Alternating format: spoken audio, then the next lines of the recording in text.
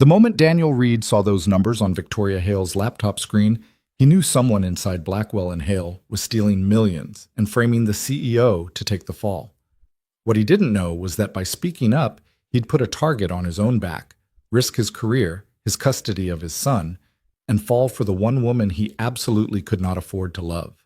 A single father with everything to lose, a powerful woman with no one left to trust, and a conspiracy designed to destroy them both. If this story satisfies you, please like and comment the city you're watching from so I can see how far this story travels. Now stay with me until the very end, because this one will keep you guessing. The Pacific Coast Highway stretched out beneath a sky bruised with late afternoon gold, and Daniel Reed gripped the steering wheel of his 10-year-old Honda Civic with the careful steadiness of a man who had learned long ago that the world did not reward carelessness. His son, Lucas, sat in the back seat, 5 years old, bare feet kicked up against the passenger headrest, humming a song he had invented on the spot. Something about dinosaurs and pancakes that made no logical sense but carried the kind of joy only a child could manufacture from nothing. "Dad, are we almost at the beach?" "10 minutes, buddy." "You said 10 minutes 10 minutes ago." Daniel glanced in the rearview mirror and caught the boy's expression, half accusation, half grin, and felt the familiar tightness in his chest that had nothing to do with stress and everything to do with the terrifying depth of love he carried for this small human being. Lucas had his mother's eyes, dark brown, wide, full of questions. Everything else, the stubborn jaw, the quiet intensity, the way he tilted his head when he was thinking, that was all Daniel. "This time I mean it," Daniel said, "for real. You always say for real. And I always mean it, eventually." Lucas laughed, and the sound filled the car like sunlight filling a room, and Daniel let himself breathe. Just breathe. It was Friday evening. He had 48 hours before the next quarterly review cycle began at Blackwell and Hale, 48 hours before the spreadsheets and conference calls and the suffocating hum of fluorescent lights reclaimed him. 2 days. 2 days to be nothing but a father. He had promised himself this trip 3 weeks ago, after Lucas had come home from kindergarten with a crayon drawing of the ocean, blue scribbles with a yellow circle for the sun, and 2 stick figures holding hands on the sand. When Daniel asked who the stick figures were, Lucas had said, "That's me and you, Dad, at the beach, when we go." Not if. When. The certainty in his son's voice had landed somewhere deep in Daniel's ribs, and he had blocked the weekend off his calendar that same night, sending a short email to his direct supervisor that simply read, "Taking Friday afternoon and the weekend, personal time. Non-negotiable. Non-negotiable." He almost never used that word. Daniel Reed was, by nature and by necessity, a man who negotiated everything.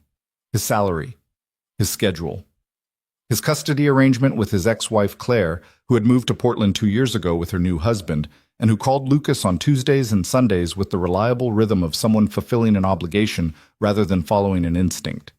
He negotiated parking spots, grocery prices, bedtime routines. He negotiated with himself every morning in the mirror. How much exhaustion was acceptable, how much loneliness was survivable, how much longer he could keep running on discipline alone before something inside him simply stopped. But this weekend was non-negotiable. The beach appeared around a bend in the highway, and Lucas pressed his face against the window so hard that his nose flattened against the glass. Dad, look. I see it. It's so big. It's the ocean, buddy. It's supposed to be big. Bigger than the bathtub. Significantly bigger than the bathtub, yes." Daniel pulled into the public parking lot at Crystal Cove State Park, and before he had even turned off the engine, Lucas was wrestling with his seatbelt like it was a personal enemy. Daniel climbed out, stretched the highway stiffness from his back, and opened the rear door. Lucas tumbled out with the graceless enthusiasm of a puppy discovering grass for the first time. His sandals already half off, his Spider-Man t-shirt already twisted sideways. "Shoes on until we hit the sand," Daniel said. "But Dad..." "Shoes on." Lucas groaned with the dramatic weight of a Shakespearean tragedy, but complied, and together they walked the narrow path through the coastal scrub toward the beach. The air tasted like salt and kelp and something ancient and clean, and Daniel felt the week, the months, the years begin to loosen their grip on his shoulders. He carried their bag in one hand and held Lucas's hand with the other, and for a few steps, the world was exactly the right size. They found a spot near the tide pools, far enough from the main crowd to feel private, but close enough to the water that Lucas could chase the waves without Daniel having a cardiac event every 30 seconds. He spread out the blanket, anchored the corners with their shoes, and sat down while Lucas immediately began his investigation of the nearest tide pool with the intensity of a forensic scientist examining a crime scene. "Dad, there's a crab." "Don't touch it." "I'm not touching it. I'm observing it." "Where did you learn the word observing?" "Miss Patterson. She says scientists observe things before they touch them." Miss Patterson is a wise woman. Daniel pulled a water bottle from the bag, took a long drink, and let his gaze drift along the beach. The late afternoon light had turned everything amber. Families dotted the shoreline. A couple walked hand in hand near the waterline, their footprints filling with foam behind them. A group of teenagers tossed a football with the careless energy of people who had not yet discovered that time was finite, and then his gaze snagged on something unexpected. About 40 yards to his left, a woman sat alone on a large piece of driftwood, her posture rigid, a laptop open on her knees.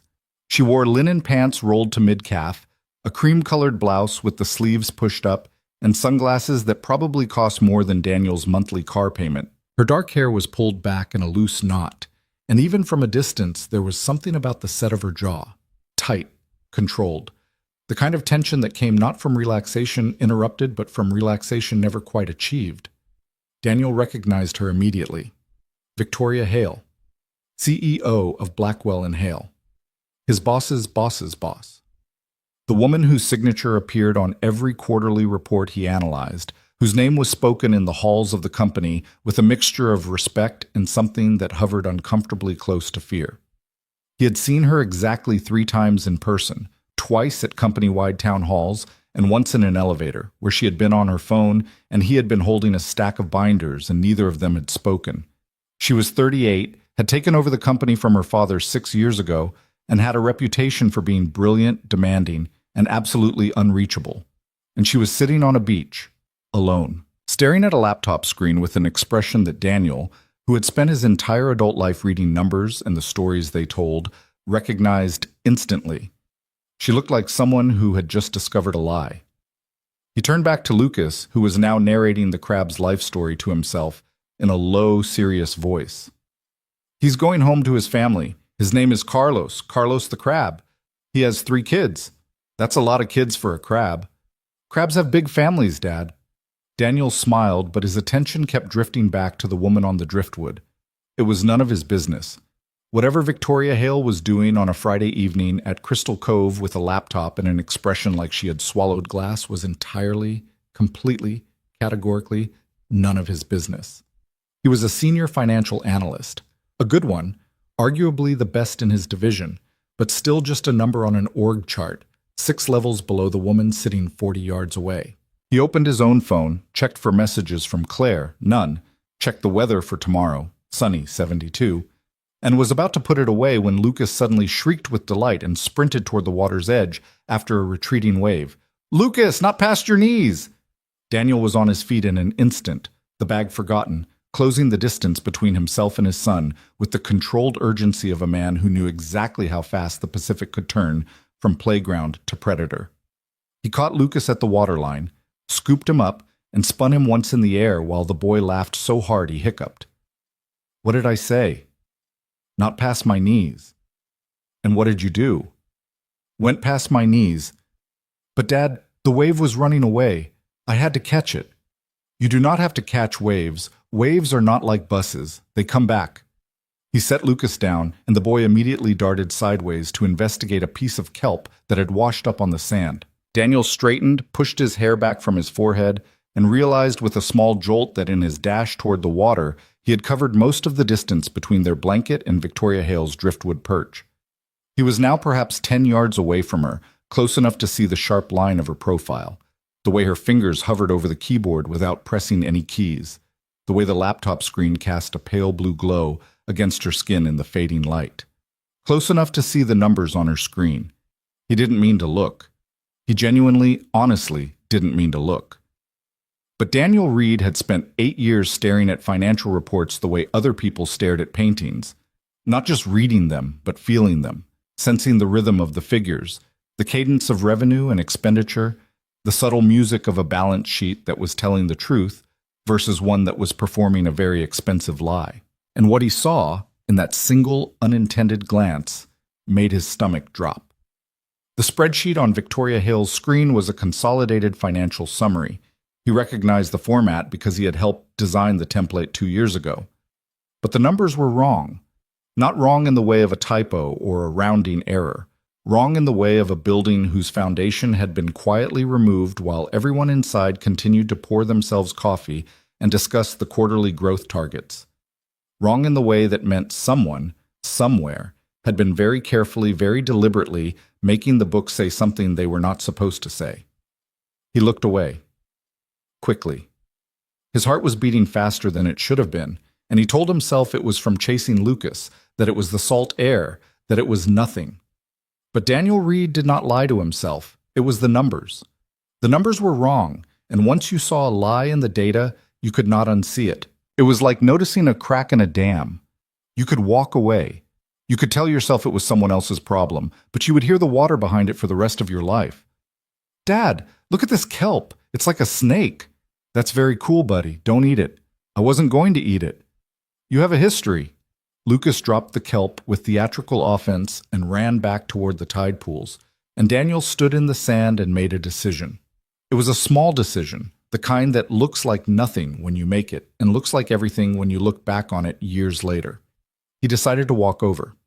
Not because he was ambitious, not because he wanted to impress the CEO, not because he had any agenda beyond the simple, unavoidable fact that he had seen something wrong and his entire professional identity was built on the principle that when numbers lie, someone has to say so. He approached carefully, the way you'd approach a conversation you weren't sure you were invited to. "Excuse me, Ms. Hale." She looked up sharply, her sunglasses reflecting the sunset, and for a moment the rigidity in her posture intensified into something almost defensive, the reflex of a woman accustomed to being approached with requests, demands, angles. Then her expression shifted to something closer to confusion. She clearly did not recognize him. "I'm sorry, do we—" "Daniel Reed, Senior Financial Analyst, Corporate Reporting Division. I work on the quarterly consolidation team." Victoria studied him. Behind the sunglasses, he could feel her eyes moving across his face like someone reading a document, fast and thorough, searching for the thesis statement. "You're a long way from the office, Mr. Reed." "So are you." The faintest hint of something, not a smile, not yet, but the shadow of a smile's approach, flickered across her lips. "Fair point." She glanced at the laptop, then back at him. "Is there something I can help you with?" "Actually, I think it might be the other way around." A pause. The kind of pause that sits between two people when one of them has said something the other did not expect. Victoria lifted her sunglasses, pushed them onto her head, and Daniel got his first clear look at her eyes. Gray-green, sharp, and deeply, unmistakably tired. Not the tiredness of a long day, the tiredness of a long fight that no one else could see. "I'm sorry?" Daniel hesitated. He was acutely aware that what he was about to say could end his career or save hers, and there was absolutely no way to know which outcome was more likely. He glanced back at Lucas, who was now arranging shells in a careful line along the edge of the tide pool, completely absorbed in his own small, perfect world. "I saw your screen," Daniel said quietly. "I didn't mean to, but I did. And those numbers, the consolidated summary, the Q3 revenue figures, something is wrong with them." Victoria's expression did not change, but something behind it shifted, a tightening, a sharpening, like a lens adjusting focus. Wrong how? The revenue allocation between the domestic and international divisions. The ratios don't match the subsidiary reports I filed last month. Someone has adjusted the figures after the consolidation process, after my team's work was finalized. The variance is subtle, maybe 2 to 3% per line item, but it's consistent enough to be deliberate. Victoria closed the laptop slowly. Not with anger, with precision. The way you close a door when you don't want anyone to hear the latch. How do you know what the subsidiary report said? Those are above your clearance level. No, they're not. I built the consolidation model. I see every number that feeds into the final report before it goes to your office. Or at least, I see every number that's supposed to feed into it. What I saw on your screen doesn't match what I submitted. Victoria was very still. The ocean moved behind her, waves folding and unfolding against the sand, and for a long moment the only sound was the water and a seagull crying somewhere overhead, and Lucas singing quietly to himself about Carlos the crab and his 3 children. "You're telling me," Victoria said, each word measured and deliberate, "that someone altered the financial reports after they left your team and before they reached my desk." "That's what it looks like, yes." "And you're telling me this on a beach, on a Friday evening, while your son plays in the tide pools."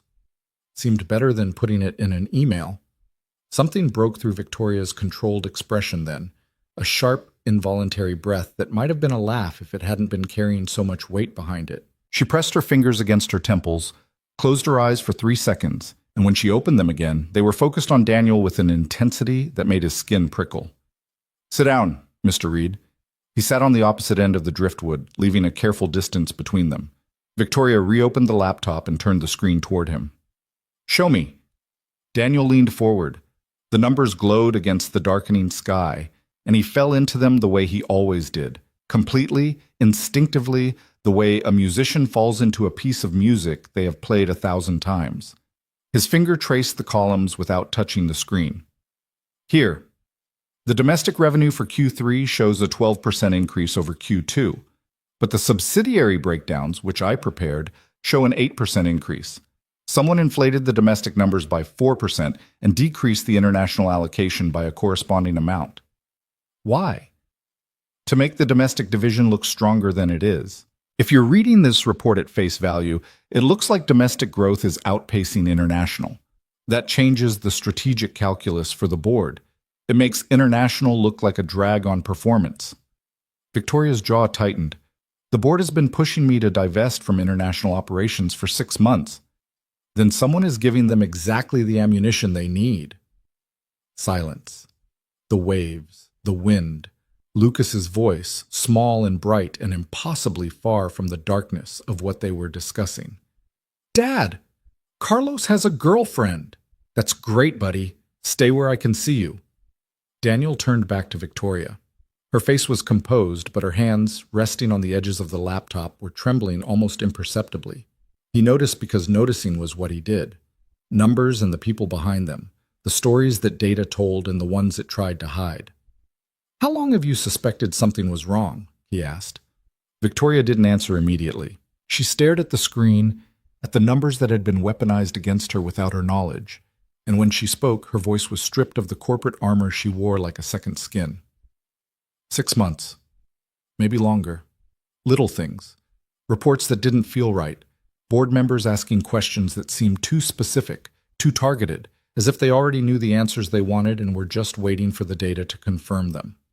"My CFO resigned 3 months ago, effective immediately, no explanation, just a letter and an empty office. I've been reviewing the financials myself since then, trying to understand what he left behind." "And what has the board said about the CFO vacancy?" "They've been very helpful." The sarcasm in her voice was precise and bitter. "They've recommended 3 candidates. All of them have connections to Marcus Webb." Daniel recognized the name. Marcus Webb was the longest-serving board member at Blackwell and Hale, a man whose institutional knowledge was matched only by his institutional appetite. He had been on the board since Victoria's father's era, and there were people in the company who still treated him as the real power behind the throne. "You think Webb is behind the altered numbers," Daniel said. It wasn't a question. "I think Marcus Webb wants my company, and he's been building the case, quietly, methodically, over years, that I'm not competent enough to run it. If the financials show declining international performance and stagnant domestic growth, the board has grounds to question my leadership. If the board questions my leadership, they can force a vote. If they force a vote, Marcus has the allies to win it." She turned to look at Daniel directly. "And until 2 minutes ago, I had no proof, just instinct and insomnia." Daniel exhaled slowly. The weight of what she was describing settled on him like a physical thing, a plot so patient and precise that it had been running beneath the surface of the company for months, maybe years, invisible to everyone except the woman it was designed to destroy. "You have proof now," he said. "I have an analyst I've never met telling me something on a beach. That's not proof. That's a conversation." "Then let me make it proof." Victoria studied him again, longer this time, with the careful scrutiny of a woman who had learned that trust was a luxury she could not afford. "Why?" she asked. "Why would you involve yourself in this? You have a career, you have a child. This isn't your fight." Daniel looked at Lucas, who had abandoned the tide pools and was now drawing something in the wet sand with a stick. Large, deliberate strokes that might have been a house, or a castle, or a dinosaur, or all three at once. The boy looked up, caught his father's eye, and waved with the stick, flinging a spray of wet sand into the air like confetti. "Because the numbers are wrong," Daniel said simply. "And if I walk away knowing they're wrong, then every report I sign after this is a lie. I can't build my son's life on a foundation that includes looking the other way when someone is cooking the books." Victoria was quiet for a long time after that. The sunset was dying now, the sky shifting from gold to violet, and the beach was beginning to empty. Parents called children in from the water. Couples gathered their things. The world was folding itself up for the night, and in the middle of it, two people who had never spoken before sat on a piece of driftwood and made a decision that would change both of their lives. "If we do this," Victoria said, "it has to be invisible. No emails, no company servers, no conversations in the building. Marcus has eyes everywhere. Legal, IT, possibly HR. If he finds out I'm investigating before I have airtight evidence, he'll accelerate his timeline and I'll lose everything." "I understand." "Do you? Because I need to be very clear about what you're walking into. This isn't a reporting error. This is a coordinated effort by someone with board-level access to dismantle my authority and take control of a company my father built from the ground up. If they find out you're helping me, they won't just fire you. They'll discredit you. They'll make sure you never work in finance again." Daniel met her eyes. "I have a bachelor's degree from a state university, a studio apartment in Long Beach, and a 5-year-old who thinks crabs have families. I'm not exactly operating from a position of invulnerability here, but I know numbers. I know when they're lying, and right now, yours are screaming." Victoria let out a breath that sounded like it had been trapped inside her chest for months. She closed the laptop, slid it into the leather bag beside her, and stood up. For the first time, Daniel saw her full height, tall, straight-backed, the kind of posture that came from years of walking into rooms where people were waiting for her to fail. "Give me your personal phone number, not your work phone, not your work email, nothing connected to Blackwell and Hale's systems." Daniel recited his number, and she entered it into a phone she pulled from her pocket. Not the company-issued device he had seen executives carry, but a slim, unmarked phone that looked brand new. "I'll contact you tomorrow. Be prepared to walk me through every anomaly you can identify in the Q3 data. All of it. Not just what you saw tonight, everything. I'll need access to the original subsidiary files. My copies are on the company server. I'll get you access, securely."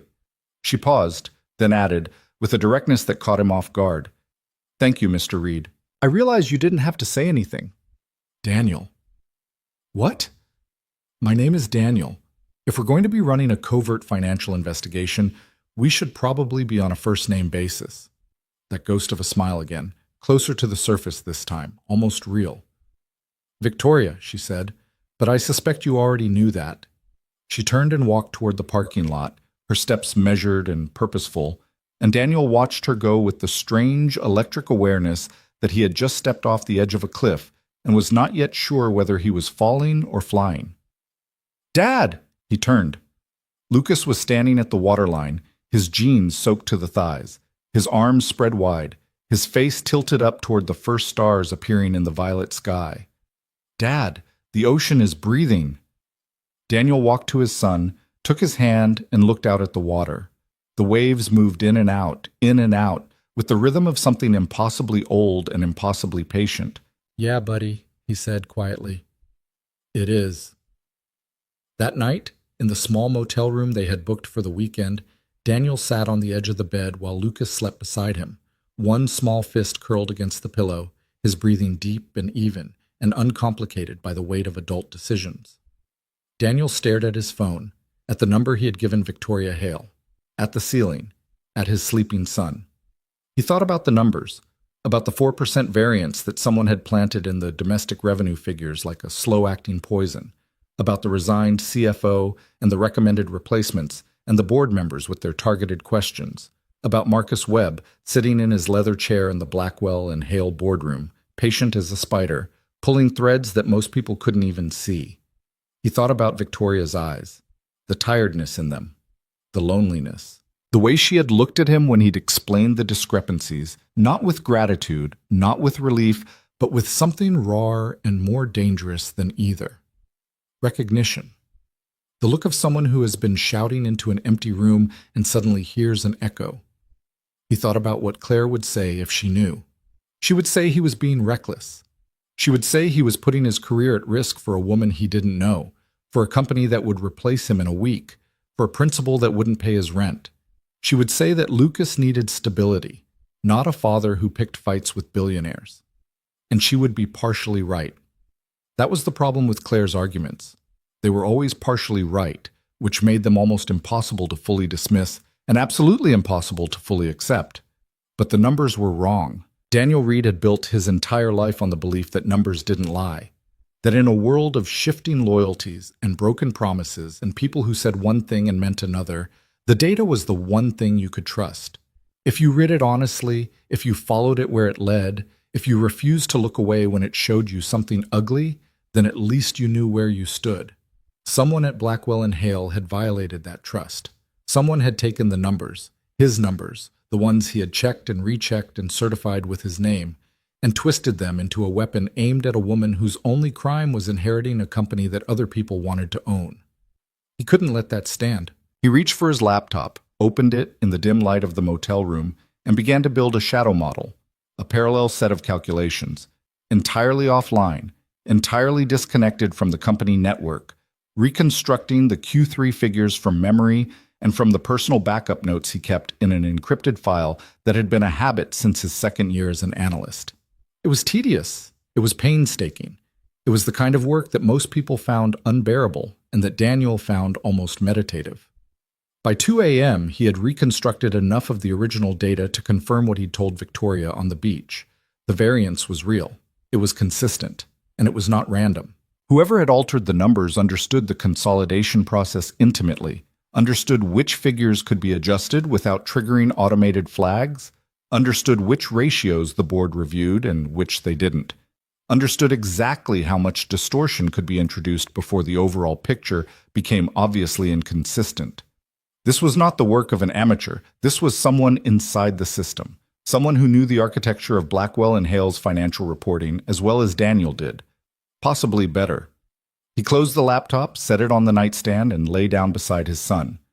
Lucas shifted in his sleep, reaching out one small hand until it found Daniel's arm, and gripped it with the unconscious certainty of a child who has never had reason to doubt that his father will be there when he wakes up. Daniel stared at the ceiling for a long time. The phone buzzed at 6:47 a.m. Lucas was already awake, sitting cross-legged on the floor, watching cartoons at a volume that was technically a whisper but functionally a negotiation. Daniel picked up the phone, a text from an unknown number. Meet me at Laguna Niguel, Café Dolce. 10 a.m. Come alone. Bring your shadow numbers. He stared at the message. She had said she would contact him tomorrow, and here it was. Tomorrow. And the reality of what he had agreed to arrived with the daylight like a bill coming due. Dad, can we go to the beach again? After breakfast, buddy. I have to make a quick stop first. A work stop. Lucas said the word work the way other children said vegetables, with a resigned understanding that it was an unavoidable part of life, but not one that deserved enthusiasm. A quick one. You always say quick, and I always mean it. Eventually. Lucas gave him a look that was so purely Claire, skeptical, knowing, patient, that Daniel felt a pang of something he couldn't quite name. He picked up his phone, typed a reply, and set the course of his life on a heading he could not reverse. I'll be there. And the numbers don't lie. He put the phone down, lifted Lucas onto his hip, and carried him to the motel's breakfast room, where the coffee was terrible and the pancakes were worse, and his son ate 3 of them with the satisfied concentration of a food critic who had decided, against all evidence, that this was the finest meal he had ever encountered. And somewhere in Laguna Niguel, Victoria Hale sat in a cafe with a laptop full of lies and a phone full of hope, waiting for a man she barely knew to help her save everything she had left. The morning was just beginning. The truth was still buried, and the people who had buried it had no idea that a single father with a state school degree and a 5-year-old who named Krabs had just become the most dangerous person in the building. Café Dolce sat on a quiet corner in Laguna Niguel, the kind of place that survived on regulars and good espresso rather than foot traffic or Instagram aesthetics.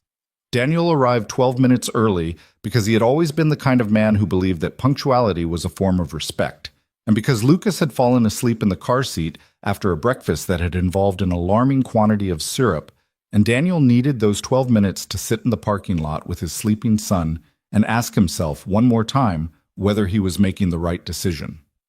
The shadow model was on a flash drive in his jacket pocket. 37 pages of reconstructed data cross-referenced against his personal notes, annotated with every discrepancy he had identified between the figures he had submitted and the figures that had appeared on Victoria Hale's laptop screen. He had stayed up until nearly 3 in the morning building it, working in the dim glow of the motel room while Lucas slept and the ocean murmured through the thin walls. And now, in the clear California morning, the weight of what those 37 pages represented sat in his pocket like a loaded weapon. He looked at Lucas in the rear-view mirror. The boy's head was tilted against the car seat at an angle that would produce a spectacular neck complaint when he woke up, his mouth slightly open, his Spider-Man shirt still stained with syrup from breakfast. 5 years old. Entirely dependent on a man who was about to walk into a cafe and hand classified financial evidence to the CEO of a multi-billion-dollar corporation in what amounted to a covert operation against one of the most powerful board members in American corporate finance. Daniel closed his eyes, opened them, checked the time, checked his phone. No new messages from Victoria, no messages from Claire, no messages from anyone, because the truth was that Daniel Reed's phone was a remarkably quiet place. He had colleagues, not friends. He had a custody schedule, not a social life. He had numbers, and his son, and a quiet apartment in Long Beach where the dishes were always done and the silence was always loud. He unbuckled Lucas gently, lifted him from the car seat, and carried him into the cafe, where the boy stirred just enough to wrap his arms around Daniel's neck and mumble something about Carlos the crab before settling back into sleep against his father's shoulder. Victoria was already there. She sat in the far corner, her back to the wall, a position that Daniel recognized instinctively as strategic. She could see the entrance, the counter, the windows, the entire room. She wore a simple black sweater and dark jeans. No jewelry except a thin watch, her hair down for the first time since he had seen her, dark, shoulder length, softening the sharp architecture of her face in a way that made her look less like a CEO and more like a woman who had not slept well. She looked up when he entered, and her gaze went immediately to Lucas, and something moved through her expression that Daniel could not quite read. Surprise, maybe. Or recognition of a different kind, the kind that came from seeing someone carry a child with the practiced, unconscious tenderness of a parent who had done it 10,000 times. "I'm sorry," Daniel said quietly, lowering himself into the chair across from her while shifting Lucas to his lap. "My backup childcare plan fell through. Which is to say, I don't have a backup childcare plan. You brought your son to a covert financial meeting. I brought my son everywhere. It's kind of the deal." Victoria looked at Lucas, the syrup-stained shirt, the bare feet where his sandals had fallen off somewhere between the car and the cafe, the small hand gripping a fold of Daniel's jacket, and the faintest crack appeared in her composure. Not a smile. Something more private than that. Something that looked almost like longing. "How old is he?" 5. "His name is Lucas. He sleeps through anything?" "He sleeps through everything except the ice cream truck. That sound could wake him from a coma."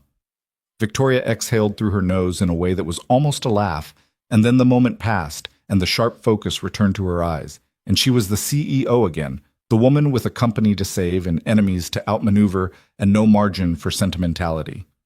"Show me what you found." Daniel pulled the flash drive from his jacket, set it on the table between them, and began to talk. He kept his voice low, conscious of the sleeping child on his lap, and the barista behind the counter, and the handful of other customers scattered through the cafe, none of whom appeared to be paying them any attention, but all of whom represented, in Daniel's newly heightened awareness, potential witnesses to a conversation that could destroy careers. I reconstructed the Q3 subsidiary data from my personal notes. I keep shadow copies of every consolidation model I build, encrypted, on a personal drive. It's a habit I started my second year at the company after a server crash wiped 3 weeks of work and nobody could recover it. That's not standard procedure. No, it's paranoia. But it turns out paranoia has its uses. Victoria took the flash drive but didn't plug it in.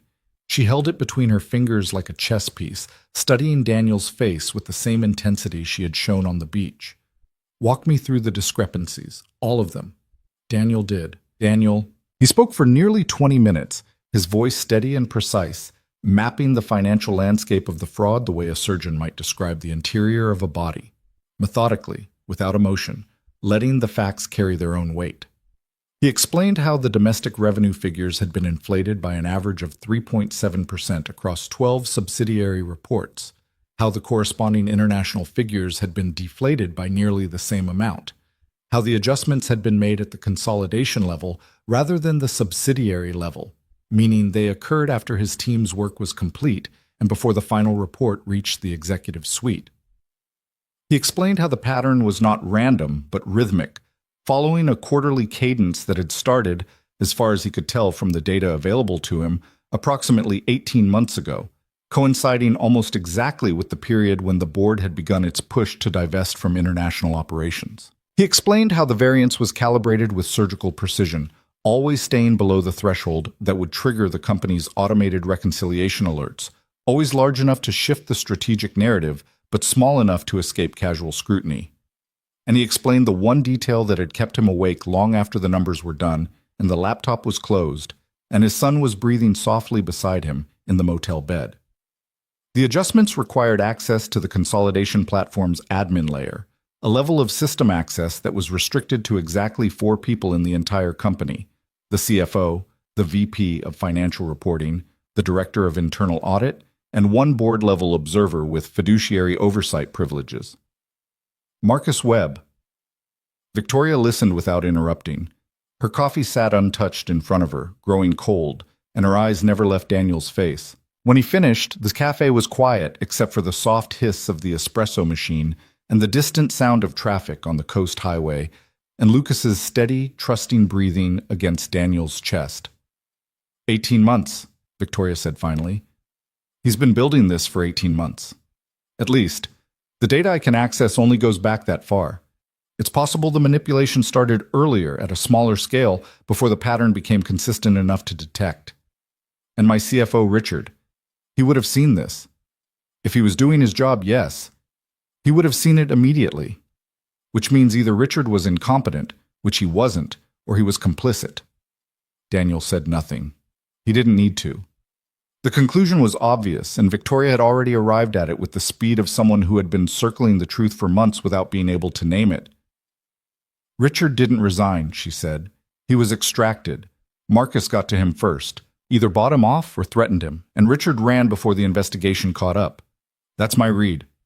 Victoria pressed her palms flat against the table, and Daniel watched the tendons in her hands tighten, watched the controlled fury move through her body like a current, watched her master it with a discipline that he found, despite the circumstances, genuinely impressive. The board meets in 6 weeks, she said. There's already a motion on the agenda to review my performance as CEO. Marcus sponsored it. He framed it as routine governance, but everyone in that room knows what it really is. If the financial support is narrative, if the numbers show declining international performance and justify divestiture, the board will vote to remove me. Marcus has the votes. He's been building the coalition for a year. Then we have 6 weeks to prove the numbers are fake. We need more than proof, Daniel. We need the entire chain. Who altered the data, how they accessed the system, who authorized it, and where the trail leads. If I walk into that boardroom with anything less than an airtight case, Marcus will spin it. He'll claim I fabricated the evidence to protect my position. He'll say I'm desperate. He'll say I'm paranoid. Are you? The question surprised her. He could see it in the way her head tilted slightly, in the brief pause before she answered. Paranoid? No. Angry? Absolutely. But anger is a luxury I can't afford right now. What I need is precision. Then you need me inside the system. Victoria studied him for a long moment. That's a significant risk for you. I'm already at risk. The moment I told you about the discrepancies on that beach, I became a liability to whoever is running this. The only question is whether I'm a liability with leverage or a liability without it. And your son? What happens to Lucas if this goes sideways? The question landed in a place Daniel kept carefully guarded, a place where the calculations were not financial but existential, the quiet, constant arithmetic of a single father measuring every decision against the welfare of a child who had no one else. Lucas is why I'm doing this, Daniel said. Not in spite of him, because of him. I want him to grow up knowing that his father didn't look the other way when the numbers were wrong. I want him to know that integrity isn't just a word you put on a resume. It's something you do when it costs you. Victoria held his gaze, and something shifted between them in that moment, something that had nothing to do with spreadsheets or board meetings or corporate strategy. It was subtler than that, quieter. The recognition between two people who had been carrying their weight alone for so long that they had forgotten what it felt like to have someone offer to help hold it. Okay, she said, here's what I need. I need you to maintain your normal duties at the company. Don't change your routine. Don't access anything unusual through the company network. Don't give anyone a reason to look at you twice. Externally, you're the same mid-level analyst doing the same mid-level job. And internally? Internally, you're going to help me build a parallel investigation, off the grid. I'll get you access to the original financial archives through a secure channel, not the company servers. I have backup copies that predate the manipulation period. We compare those against the current reports, document every alteration, and trace the access logs to identify who made the changes. The access logs might be scrubbed. They might, but Marcus is arrogant. He's been getting away with this for 18 months. People who get away with things for that long start to believe they're invisible, and invisible people get sloppy. Daniel nodded slowly. Lucas stirred on his lap, murmured something about pancakes, and settled back into sleep. Daniel adjusted his grip, holding the boy a little tighter, and met Victoria's eyes.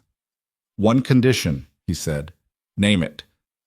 If this falls apart, if we get caught before we have enough evidence, if Marcus makes a move before we're ready, you protect yourself first.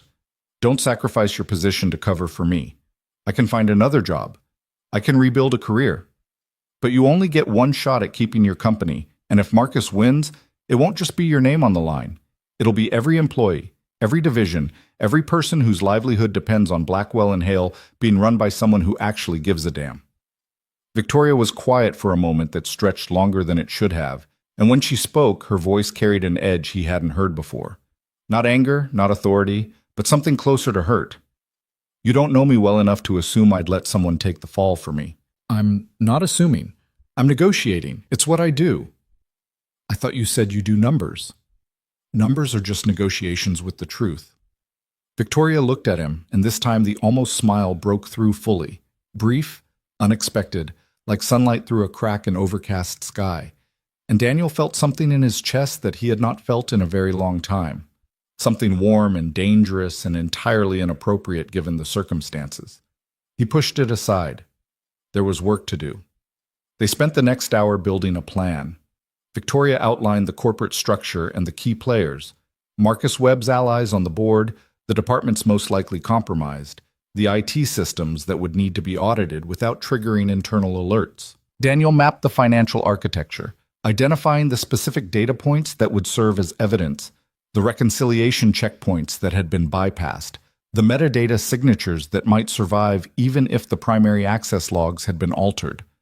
Lucas woke up halfway through, blinked at his surroundings with the philosophical acceptance of a child accustomed to waking up in unexpected places, and asked if he could have a cookie. Daniel bought him the largest chocolate chip cookie the cafe offered, and a glass of milk. And the boy sat in the chair beside him, swinging his legs and eating his cookie with meticulous attention to the chocolate chip distribution, while two adults plotted the exposure of a corporate conspiracy 6 inches away. "Dad, who's that?" Lucas asked, pointing at Victoria with a chocolate-smeared finger. "That's Victoria. She's someone Dad works with." Lucas studied Victoria with the unfiltered directness that only children possess. "You look tired," he announced. Daniel opened his mouth to redirect the conversation, but Victoria answered before he could.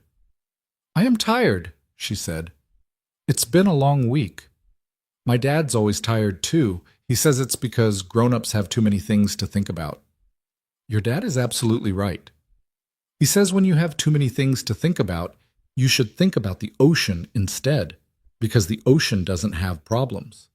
Victoria looked at Daniel, and the expression on her face was one he would remember for a long time afterward, a kind of astonished tenderness, as if the child's simple wisdom had reached through every layer of corporate armor and strategy and exhaustion, and touched something underneath that she had been trying very hard to protect. "That's very good advice," she said softly. Lucas nodded with the gravity of a philosopher who has just delivered his thesis. "I know," he said, and went back to his cookie. They finished their planning and left the cafe separately. Victoria first, with the flash drive and a handshake that lingered a fraction of a second longer than strictly necessary. Daniel, 10 minutes later, with Lucas on his hip and a head full of numbers and a heart that was beating at a frequency he did not entirely trust. He took Lucas back to the beach. They spent the afternoon building a sandcastle that Lucas insisted should have a moat, a drawbridge, and a garage for Carlos the crab's car, because apparently Carlos had done well for himself since yesterday. Daniel built the moat while Lucas engineered the drawbridge from sticks and seaweed. And for a few hours, the world contracted to the size of a sandcastle, and nothing else existed. Not Marcus Webb, not falsified financials, not the 6-week countdown to a boardroom showdown that could reshape the company. Just a father and his son, and a castle made of sand and the ocean breathing behind them, patient and vast and unconcerned with the small, fierce dramas of human ambition. The first week back at Blackwell and Hale was an exercise in controlled deception that tested every ounce of discipline Daniel possessed. He arrived at his desk each morning at 7:45, the same time he always arrived. He ran his models, checked his reconciliations, filed his reports, attended his meetings. He ate lunch at his desk, a habit so ingrained that his colleagues would have been more alarmed by its absence than by anything else. He made small talk with the analysts in adjacent cubicles about the Dodgers bullpen and the traffic on the 405 and the perpetually broken coffee machine on the 4th floor. He was, in every visible respect, exactly the same Daniel Reed he had been the week before. But beneath the surface, everything had changed. His phone buzzed each night at exactly 9:15 p.m. after Lucas was asleep, with a text from the unmarked number. Sometimes it was a question, sometimes it was a file, sometimes it was a single word. "Progress?"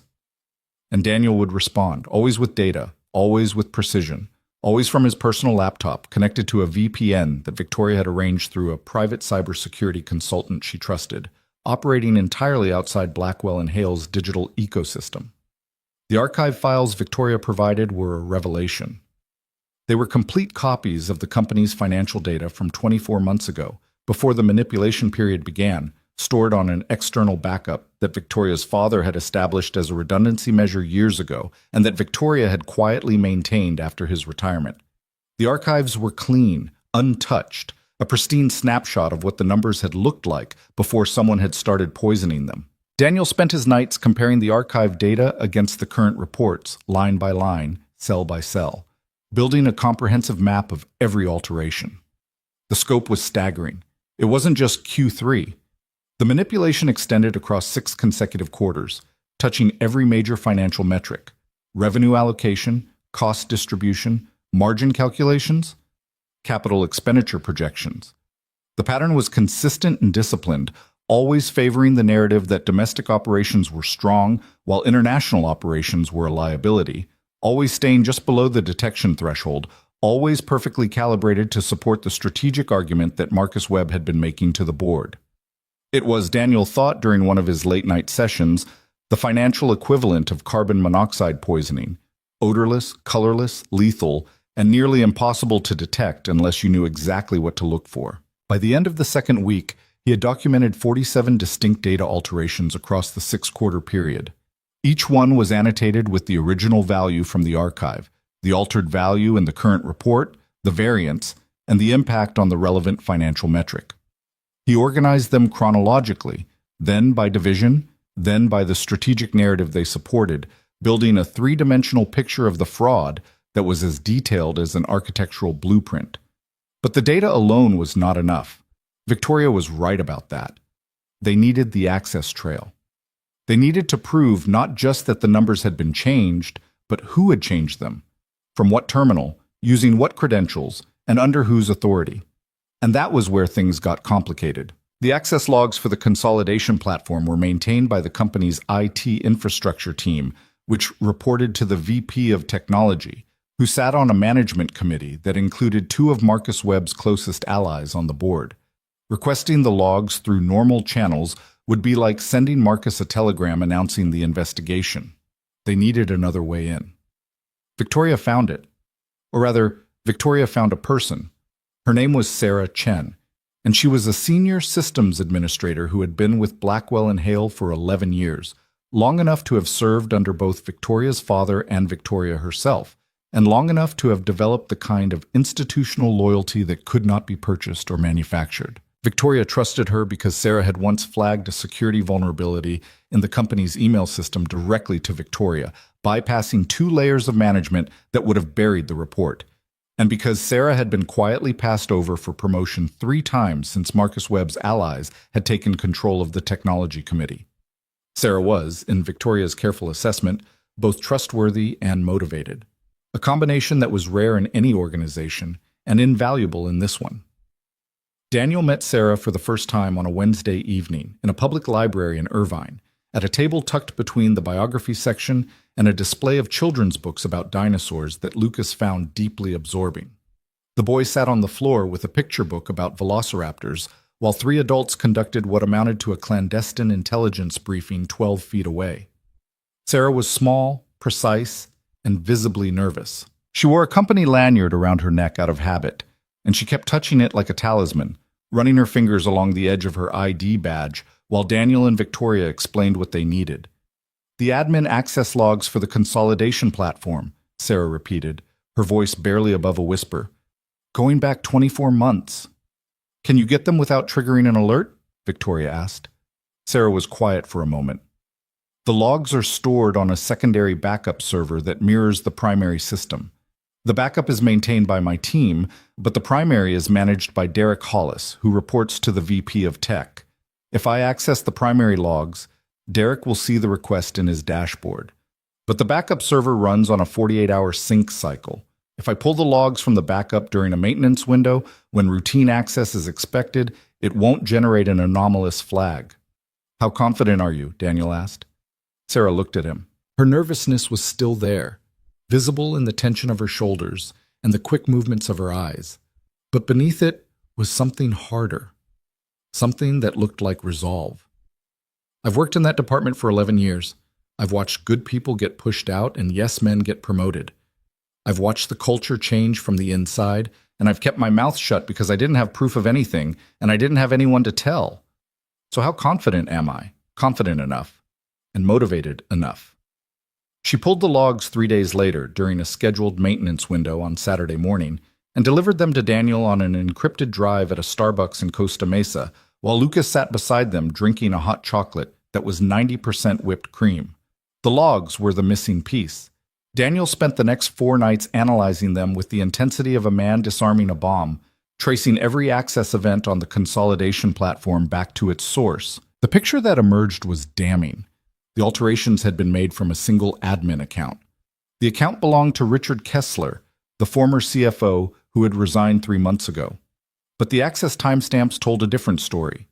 Many of the changes had been made outside of normal business hours, on weekends and holidays, from an IP address that did not correspond to Richard's office, his home, or any location associated with his personal devices. The IP address traced back to a private network registered to Webb Capital Partners, Marcus Webb's personal investment firm. Someone had been using Richard's credentials remotely from Marcus Webb's own office to alter the financial data. Either Richard had handed over his login information willingly, or his credentials had been compromised without his knowledge. Either way, The trail led to Marcus Webb's doorstep with the inexorable logic of water flowing downhill.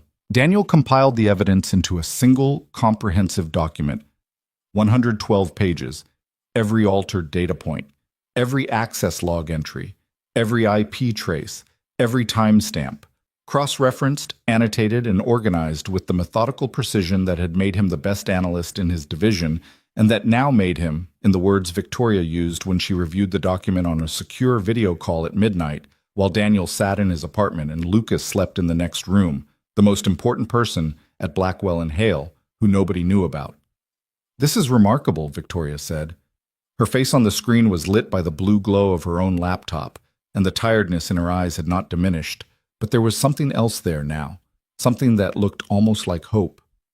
"Daniel, this is airtight. It's thorough. Airtight is what the lawyers will make it. I have lawyers. What I needed was someone who could see the lie in the numbers. And you did. It's what I do. No, it's who you are. There's a difference." The words hung in the air between them, transmitted across an encrypted connection, separated by miles and screens, and the professional distance that both of them understood was necessary and neither of them entirely wanted. Daniel looked at Victoria's face on his screen and felt again that warm, dangerous pull in his chest, the gravity of a connection that had nothing to do with financial models and everything to do with the simple, terrifying experience of being truly seen by another person. "Victoria." "Yes?" "What happens after the board meeting? If we win, what happens then?" She was quiet for a moment. "Then the company survives. Marcus is removed. The board is restructured, and the people who did their jobs with integrity get to keep doing them. That's what happens to the company. I asked what happens." Another pause. Longer this time. And when Victoria spoke, her voice was stripped of its corporate register, raw and honest in a way that Daniel had heard only once before. On a beach at sunset, when she had told him about the loneliness of fighting a war no one else could see. "I don't know," she said. "I've been so focused on surviving the next 6 weeks that I haven't let myself think about anything beyond them. It's like being in a tunnel. You don't think about the view on the other side. You just keep moving toward the light." "For what it's worth," Daniel said, "the view on the other side is worth thinking about." She looked at him through the screen, and the distance between them felt both infinite and paper-thin. And Daniel understood with sudden clarity that what he felt for this woman was not a distraction from the work they were doing, but the reason the work mattered. Not the professional reason, not the ethical reason, the human one. The reason that had nothing to do with numbers and everything to do with the way she had looked at his son in a cafe, the way she had listened when he talked about integrity, the way she had trusted him with her company and her fear and her hope when she had every reason in the world to trust no one. "Get some sleep," he said. "We have 4 weeks left." 3 weeks and 5 days. Who's counting? "Both of us, apparently." She smiled, a real smile this time, full and unguarded, and Daniel carried it with him to bed like a talisman against the darkness of what was coming. 3.5 weeks before the board meeting, Marcus Webb made his first move against Daniel without knowing it. It started with an email. Routine, unremarkable, from the Director of Internal Audit, requesting a comprehensive review of Daniel's consolidation methodology for Q3 and Q4. The stated reason was a standard quality assurance audit. The timing was anything but standard. Daniel forwarded the email to Victoria through their secure channel. Her response came within minutes. "He's testing the perimeter. He doesn't know about you specifically, but he senses something has shifted. Marcus has always operated on instinct as much as strategy. Don't respond to the email. Let your manager handle it. Keep your profile invisible." Daniel followed her instructions. His manager, a well-meaning but chronically overwhelmed woman named Patricia Gomez, responded to the audit request with the standard documentation package, and the matter appeared to drop. But Daniel noticed things, small things, the kind of things that most people would dismiss as coincidence, but that Daniel, who had spent his career reading patterns in data, recognized as signals. His access to certain network folders was quietly downgraded, not revoked, just downgraded. A level of permission he had held for 3 years was reduced by 1 tier, limiting his ability to view historical data beyond the most recent quarter. The change was attributed to a system-wide security update. But when Daniel checked with two other analysts at his level, neither of them had experienced the same restriction. Someone was shrinking his window, slowly, carefully. The way you'd slowly close a door on someone you wanted to trap. He told Victoria during their nightly call. She was silent for a long time. They're isolating you digitally, reducing your access so that if you try to pull data, the system flags you as operating outside your authorization. It's a preemptive move. If Marcus suspects someone is investigating, the first thing he'd do is limit the potential sources, which means he's nervous. Or thorough. With Marcus, it's hard to tell the difference. Does this change our timeline? No, we have everything we need. The evidence is compiled. The access logs are secured. Sarah's testimony is documented. What we need now is a delivery mechanism that Marcus can't intercept, discredit, or spin. And that means we need to think about the board meeting itself. They spent the next week planning the presentation with the detail and intensity of generals preparing a campaign. Victoria would present the findings herself directly to the full board, with Daniel's document as the evidentiary foundation. But the document alone, however comprehensive, was vulnerable to the oldest trick in corporate warfare: the challenge of credibility. Marcus would argue that Victoria had fabricated the evidence to protect her position. He would point to her personal stake in the outcome and demand independent verification. He would use the very thoroughness of the document against her, claiming that such a detailed case could only have been built by someone with an agenda. They needed a witness, someone inside the company with direct knowledge of the financial systems, who could testify to the integrity of the evidence and the methodology used to obtain it. Someone whose credibility could not be easily attacked. Daniel knew who it had to be before Victoria said it. He knew it the way he knew a column of numbers was wrong before he checked the math, with a certainty that lived below logic, in the place where pattern recognition met intuition. "It has to be me," he said. "Daniel, I know what you're going to say. It puts me in the open. It makes me a target.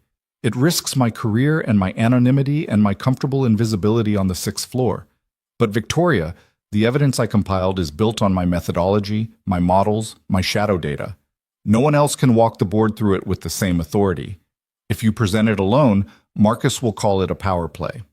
If an outside auditor presents it, Marcus will call it a hired gun. But if the analyst who built the consolidation model, who has no political stake in the outcome, who has been with the company for 8 years without a single reprimand or conflict of interest, stands up and says these numbers were altered after they left my hands, that's not an accusation. That's a fact." Victoria looked at him, and in her eyes he saw the conflict playing out in real time, the strategic mind calculating the advantage against the human heart measuring the cost. "If you do this, Marcus will come after you. Not during the meeting, after. He'll use every tool he has to discredit you, to make your life at this company unbearable, to punish you for standing up. Only if he survives the meeting. If the evidence holds, Marcus won't have the power to come after anyone. And if it doesn't hold? If the board sides with him despite everything?" Daniel thought of Lucas, of the sandcastle with the moat and the drawbridge and the garage for Carlos the Crab's car, of the boy's face tilted up toward the first stars, arms spread wide, declaring that the ocean was breathing. He thought of the drawing on the refrigerator, 2 stick figures holding hands on the sand, and the certainty in his son's voice when he said, "When we go." "Then I'll find another job," Daniel said. "And I'll tell my son that I did the right thing, and that will be enough."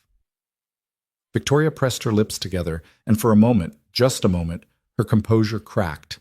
Not dramatically, not with tears or trembling, just a small fissure in the wall she had built around herself, wide enough for Daniel to see through to the woman on the other side. The woman who was terrified and furious and exhausted and grateful and something else, something she would not name and he would not push, because they both understood that what was growing between them could not be addressed until the battle was won or lost. "Okay," she said, "you present the financial evidence. I present the strategic context and the access log analysis.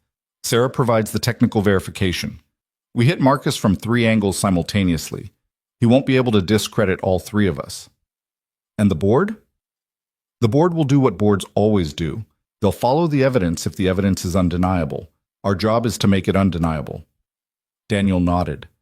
The weight of the decision settled on him with a strange calmness, the way the surface of the ocean flattens just before a wave.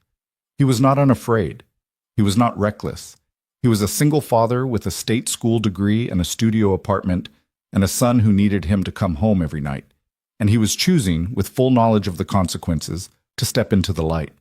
Because the numbers were wrong, and someone had to say so. In the stillness of his apartment that night, long after the call ended and the laptop was closed and the encrypted files were backed up one more time to a drive he kept in a fireproof lockbox behind his son's bookshelf, Daniel sat in the dark and listened to Lucas breathing in the next room.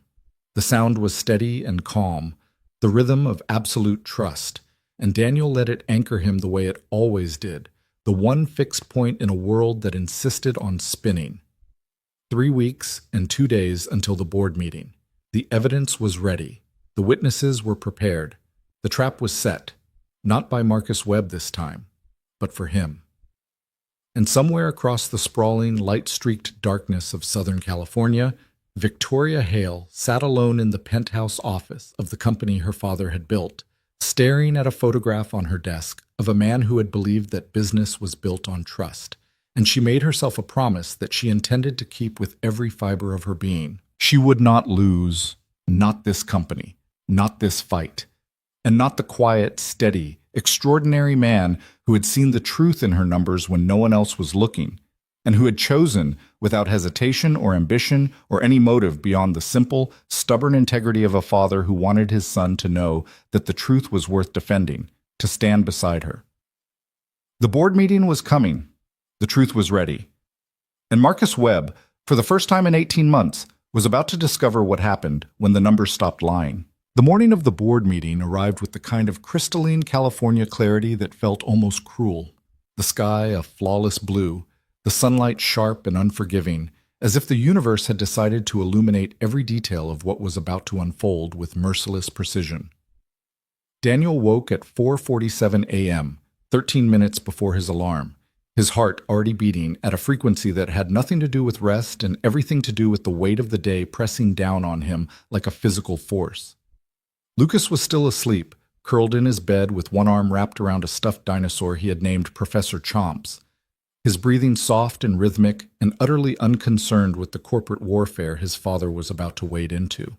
Daniel stood in the doorway of his son's room for a long moment, watching the small rise and fall of the boy's chest, memorizing the peace on his face, storing it away like a talisman he could carry into the boardroom. He had arranged for Lucas to stay with Mrs. Hernandez, the elderly neighbor 3 doors down, who had been watching the boy since he was 18 months old and who charged Daniel half what the professional daycare centers wanted because, as she put it, Lucas was her favorite person under 4 feet tall, and spending time with him was a gift, not a job. Daniel had told her he had an important meeting that might run late, and Mrs. Hernandez had looked at him with the knowing eyes of a woman who had raised 4 children and buried a husband and survived enough of life's ambushes to recognize when someone was carrying more than they were saying. "You look like a man walking into battle, Daniel," she had said the night before, when he dropped off Lucas's overnight bag. "Whatever it is, you come back to that boy. He needs you more than any job needs you." Daniel had nodded, his throat tight, and told her he would. A promise he intended to keep even if the day went sideways in every possible way. He showered, dressed in his best suit, the charcoal gray one he had bought for his mother's funeral 3 years ago and had worn exactly twice since, and stood in front of the mirror trying to recognize the man looking back at him. The suit fit differently than it used to, the shoulders broader from the stress weight he had lost over the past 6 weeks, the lines around his eyes deeper from the late nights and the encrypted calls and the slow accumulation of evidence that was now sitting on a flash drive in his jacket pocket like a bomb waiting to detonate. He looked, he thought, like someone who was about to do something irreversible. Which was exactly right. The drive to Blackwell and Hale's corporate headquarters in downtown Los Angeles took 43 minutes, and Daniel spent every one of them running through the presentation in his head, the key data points, the pivot moments, the questions Marcus would likely raise, and the responses Daniel had prepared. He had rehearsed the material so many times over the past week that it had become almost automatic, the words flowing through his consciousness like a river that had carved its own channel. But beneath the preparation, beneath the professional discipline, there was something else. A vibration in his chest that felt like fear and exhilaration, and something close to grief The acknowledgement that after today, nothing would be the same. Win or lose, Daniel Reed would no longer be invisible. The comfortable anonymity of the sixth floor, the quiet satisfaction of doing excellent work that no one noticed, the safety of being just another number on an org chart, all of that was about to end. He parked in the underground garage at 7:15 a.m. The board meeting was scheduled for 9 o'clock.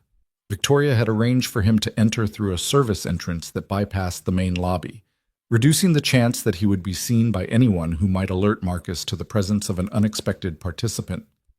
Sarah Chen would arrive separately, through the loading dock, with a security escort that Victoria had quietly arranged through a former colleague in building operations who owed her a favor.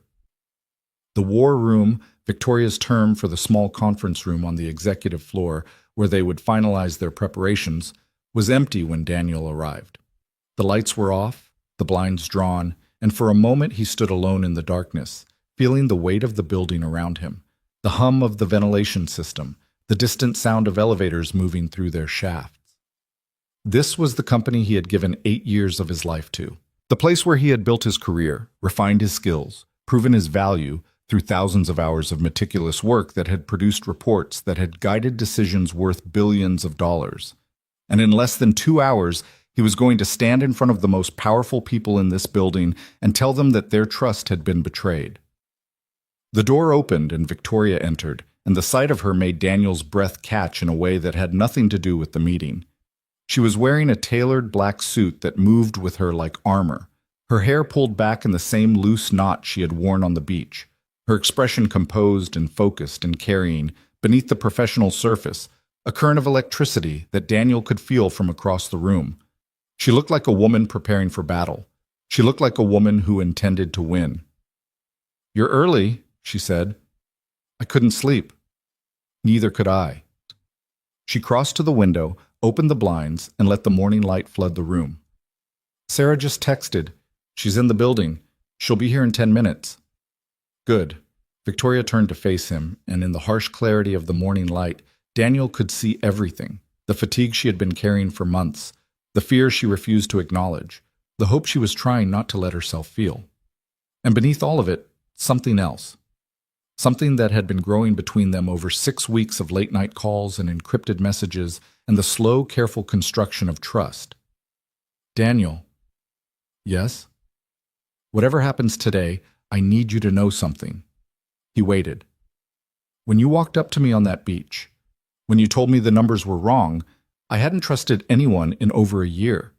I had convinced myself that trust was a liability I couldn't afford, that the only way to survive was to carry everything alone. And then this stranger, this analyst I had never met, looked at my screen and told me the truth. Not because he wanted anything from me, not because he was angling for a promotion or a favor or a piece of the company, just because the numbers were wrong and he couldn't walk away from that." She paused, and her voice, when she continued, was stripped of its corporate register, raw and honest in a way that made Daniel's chest ache.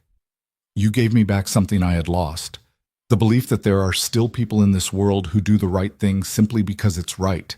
And whatever happens in that boardroom, I will never forget that. I will never forget you." Daniel crossed the room and stood in front of her, close enough to see the small tremor in her hands, close enough to feel the warmth radiating from her skin. He wanted to reach out.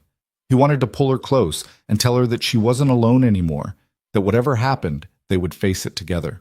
But the boardroom was less than 2 hours away, and the battle they had spent 6 weeks preparing for was about to begin, and there were some things that could only be said after the war was won. "When this is over," he said quietly, "there's a conversation we need to have." "I know.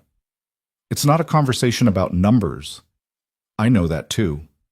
She held his gaze for a long moment, and in that moment, everything that had been building between them was acknowledged without being named. The connection, the possibility, the future that neither of them would speak aloud until the present was secured. Then the door opened and Sarah Chen entered, and the moment passed, and they were 3 people with a conspiracy to expose and a company to save. The next 90 minutes were a blur of preparation. They reviewed the presentation one final time, Sarah walking them through the technical verification of the access logs while Daniel outlined the financial evidence and Victoria coordinated the strategic flow. They tested the projector, the backup projector, the second backup that Sarah had brought just in case. They checked their phones, confirmed that the secure channel was still active, verified that the encrypted copies of the evidence were stored in 3 separate locations that Marcus Webb could not reach even if he burned the building down.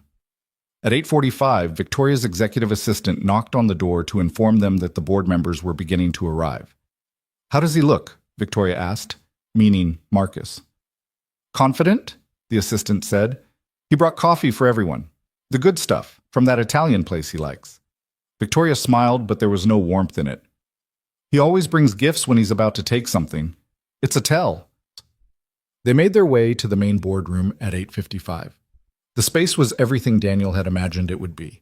Floor-to-ceiling windows overlooking the Los Angeles skyline, a table of polished mahogany that could seat 20, leather chairs that probably cost more than his monthly rent, and at the far end, arranged like chess pieces waiting for the game to begin, the board of directors of Blackwell and Hale. Daniel counted 11 people, 9 men and 2 women, ranging in age from what looked like mid-40s to well over 70. They chatted in small clusters, holding Marcus Webb's expensive coffee, exuding the comfortable confidence of people who were accustomed to making decisions that affected thousands of lives before their second cup. And at the head of the table, in the chair that should have belonged to Victoria, but that he had clearly claimed through the simple act of sitting in it first, was Marcus Webb himself. He was 63 years old, silver-haired, impeccably dressed in a suit that Daniel recognized as custom-tailored, with the kind of face that looked distinguished in photographs and predatory in person. His eyes tracked Victoria as she entered the room, and the smile he offered her was warm and welcoming and entirely without sincerity. The smile of a man who had already won and was simply waiting for the rest of the world to catch up. "Victoria," he said, rising from the chair with a courtesy that felt more like a challenge. "Thank you for joining us. I believe you have some remarks prepared?" "I do, Marcus. Thank you for the chair." She did not sit in it. Instead, she walked to the presentation screen at the far end of the room and stood with her back to the windows, the morning light framing her like a portrait. Daniel and Sarah took seats near the door, invisible for now, 2 more faces in a room full of power players who had no idea what was coming. "Before we begin the scheduled agenda," Victoria said, her voice carrying the calm authority of someone who has rehearsed this moment 1,000 times, "I need to bring an urgent matter to the board's attention. A matter that requires your immediate consideration and that will, I believe, fundamentally change your understanding of the company's current position." Marcus's smile flickered almost imperceptibly, like a candle touched by a draft. "Victoria, we have a full agenda today. Perhaps this matter could be tabled for—" "It cannot be tabled, Marcus, and after you hear what I have to say, you'll understand why." She pressed a button on the remote in her hand, and the presentation screen lit up with a single image, a side-by-side comparison of 2 financial reports. One labeled Archive Data, dated 24 months ago. One labeled Current Report, dated 2 weeks prior. "What you're looking at," Victoria said, "is evidence of systematic financial fraud within Blackwell and Hale. Fraud that has been ongoing for at least 18 months.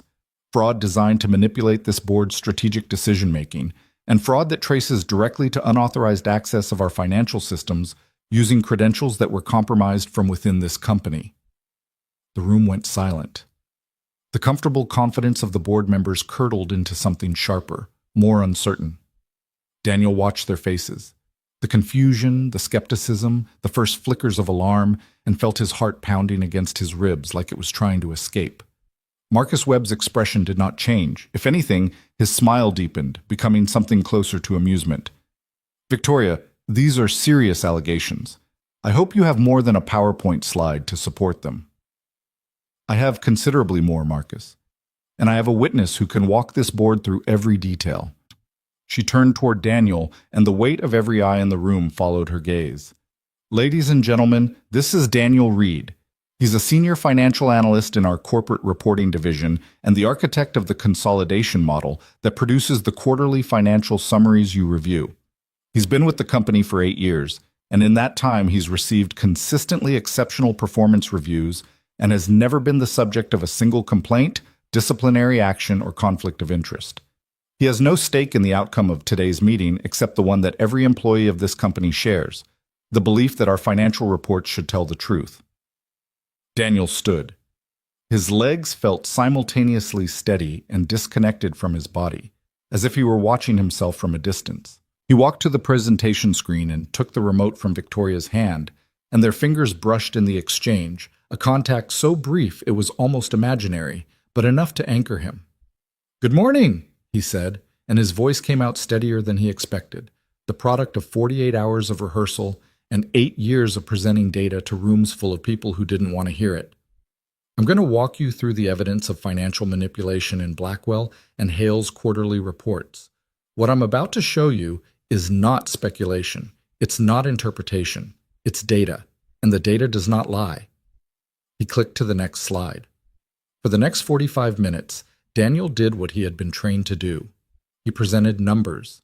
He explained variances.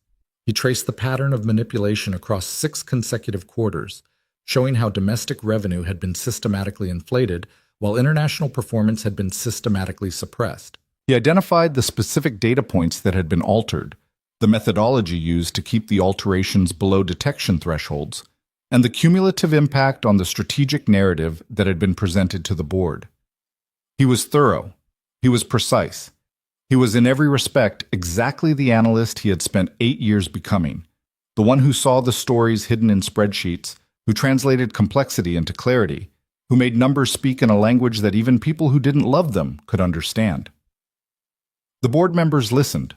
Some took notes. Some exchanged glances that were impossible to read. One woman in her 50s, Helen Park, the chair of the audit committee, according to the research Victoria had provided, leaned forward with increasing intensity, her pen moving across her notepad in rapid strokes. And Marcus Webb sat at the head of the table, his coffee growing cold in front of him, his expression cycling through a series of carefully controlled adjustments, skepticism, concern, measured thoughtfulness, that looked, to Daniel's pattern-trained eye, like a man running through a repertoire of responses without feeling any of them. When Daniel finished the financial presentation, Victoria stepped forward. The manipulation Daniel has documented did not happen by accident. It required access to the consolidation platform's administrative layer, a level of system access restricted to exactly 4 people in this company: our former CFO, Richard Kessler, our VP of Financial Reporting, our Director of Internal Audit, and 1 board member with fiduciary oversight privileges. She let the implication hang in the air. "We obtained the access logs for the consolidation platform through a routine security audit," she continued, which was technically true if you defined routine as covert and audit as extraction by a system administrator who was risking her career. "Those logs show that the alterations to our financial data were made from a single administrative account, Richard Kessler's. But the access occurred from an IP address that does not correspond to any device associated with Richard, his office, or his home." She clicked to the next slide, and the room fell completely silent. The IP address traces to a private network registered to Webb Capital Partners. Every head in the room turned toward Marcus Webb. For a long moment, no one spoke. The air in the boardroom felt charged, electric, the way it feels before a thunderstorm breaks. Marcus Webb sat motionless at the head of the table, his face a mask of studied calm, and when he finally spoke, his voice carried the measured confidence of a man who had spent 40 years navigating corporate warfare and had never lost a battle. "Victoria, I understand that you're under tremendous pressure. The company's performance has been disappointing, and the board has raised legitimate questions about strategic direction. It's natural to look for external explanations when internal accountability becomes uncomfortable. Marcus, however," he continued, his voice hardening, "what you're presenting here is not evidence of fraud. It's evidence of a desperate attempt to deflect responsibility by attacking the integrity of a board member who has served this company loyally for over 2 decades. He stood, slowly, deliberately, and walked to the presentation screen, positioning himself between Daniel and the board. "Let me explain what's actually happening here. Richard Kessler resigned 3 months ago. He was a troubled man, under significant personal and professional stress, and I have no doubt that if anomalies exist in our financial systems, they can be traced to his tenure. But to suggest that anyone on this board orchestrated a scheme to manipulate financial data is not just unfounded, it's defamatory, and I will not stand here and allow this company's CEO to weaponize baseless accusations in a transparent attempt to avoid accountability for her own failures. He turned to face the board, his back to Daniel and Victoria, and his voice took on the warm, reasonable tone of a man speaking to old friends. Ladies and gentlemen, we've all watched Victoria struggle to fill her father's shoes. We've supported her, mentored her, given her every opportunity to succeed. But there comes a point when support becomes enabling, and I believe we've reached that point. What you've seen today is not evidence of conspiracy. It's evidence of a leader who is no longer capable of accepting responsibility for her decisions. Helen Park, the audit committee chair, spoke for the first time. Her voice was sharp, skeptical, but Daniel couldn't tell which direction the skepticism was aimed. Marcus, the IP address. How do you explain the IP address? IP addresses can be spoofed, Helen.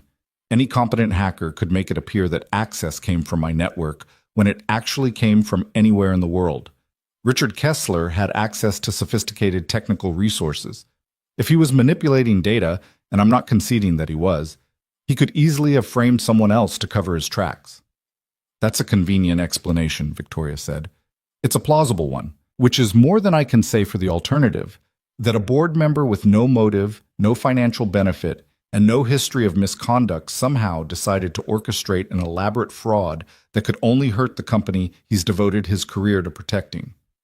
The room shifted. Daniel could feel it happening, the subtle recalibration of sympathies, the board members weighing Marcus's decades of credibility against Victoria's months of leadership. This was the moment they had prepared for, the moment when Marcus would try to flip the narrative, and they had one card left to play. Sarah Chen stood up. I can verify the access logs, she said, and her voice, though quiet, cut through the room with the precision of someone who had spent 11 years mastering the technical systems that made Blackwell and Hale function. I'm Sarah Chen, Senior Systems Administrator for the company's IT infrastructure. I've worked here for 11 years, and I have direct knowledge of how our security architecture operates. She walked to the front of the room, her nervousness visible but controlled, her hands steady as she took the remote from Victoria. The access logs I'm about to show you were extracted from a backup server that operates independently of the primary system. This backup was established by Mr. Hale Sr. as a redundancy measure and has been maintained continuously since 2017. It is not connected to the corporate network in a way that would allow remote manipulation. It cannot be spoofed because it records access at the hardware level, not the software level. And it shows definitively that administrative changes to the consolidation platform were made using Richard Kessler's credentials from an IP address registered to Web Capital Partners on 17 separate occasions over the past 18 months. She clicked through a series of technical slides, server logs, timestamp analyses, network architecture diagrams that corroborated every claim Daniel and Victoria had made. The evidence was dense and detailed, the kind of material that most board members would find impenetrable. But Helen Park was nodding, her pen moving faster, her expression shifting from skeptical to something else, something that looked like conviction. Furthermore, Sarah continued, the backup server records show that attempts were made to delete the primary access logs 3 weeks ago. Those deletion attempts originated from the same IP address, Web Capital Partners. The room went completely still. Marcus Webb's mask slipped. For just a moment, a fraction of a second, a blink that lasted too long, Daniel saw something behind the polished exterior. Something cold and cornered and calculating. Then the mask returned, smoother than before, and Marcus spread his hands in a gesture of wounded reasonableness. This is a setup, he said. Victoria has been planning this for months, recruiting employees to manufacture evidence, coaching witnesses to deliver coordinated testimony. I don't know what she promised this woman, but I wasn't promised anything, Sarah said. I'm doing this because I've watched good people get pushed out of this company for asking the wrong questions, and I've watched people who don't ask questions get promoted. I'm doing this because I have access to systems that tell the truth, even when people try to make them lie. And I'm doing this because my daughter asked me last week what I do at work, and I want to be able to tell her something I'm not ashamed of. She turned to face the board directly, and her voice carried the weight of 11 years of quiet, competent service that had never asked for recognition and was now demanding something much more important. The evidence is real. The logs are authentic. And if anyone on this board has questions about my methodology or my integrity, I'll answer them, all of them, right now. Silence. The kind of silence that fills a room when something fundamental has shifted and everyone present knows it, but no one wants to be the first to say so. Helen Park set down her pen. "I move," she said, her voice clear and decisive, "that we suspend the scheduled agenda and conduct an immediate independent verification of the evidence presented by Ms. Hale, Mr. Reed, and Ms. Chen. I further move that during this verification period, Marcus Webb recuse himself from all board activities pending the outcome of the investigation." Marcus's face went pale. "Helen, you can't be serious. This is a coordinated attack on my reputation, and I'm protecting this company, Marcus, which is what all of us should have been doing while someone was cooking the books. Second?" "Second," said another board member, a man in his 60s whom Daniel didn't recognize. "All in favor?" 9 hands went up. 9 out of 11 board members, their faces grim, their loyalties realigning in real time as the weight of the evidence settled on them. Marcus Webb looked around the room at the people he had cultivated for years, the alliances he had built, the coalition he had assembled to take control of a company that was never supposed to be his, and he saw in their raised hands the collapse of everything he had worked for. "This isn't over," he said, his voice low and dangerous. "You think you've won something here, Victoria, but all you've done is delay the inevitable. This company is failing, and no amount of manufactured scandal will change that. When the verification is complete, when your little conspiracy falls apart, I'll be back, and I'll remember everyone who raised their hand today." He turned and walked toward the door, his posture rigid, his footsteps echoing in the silent room.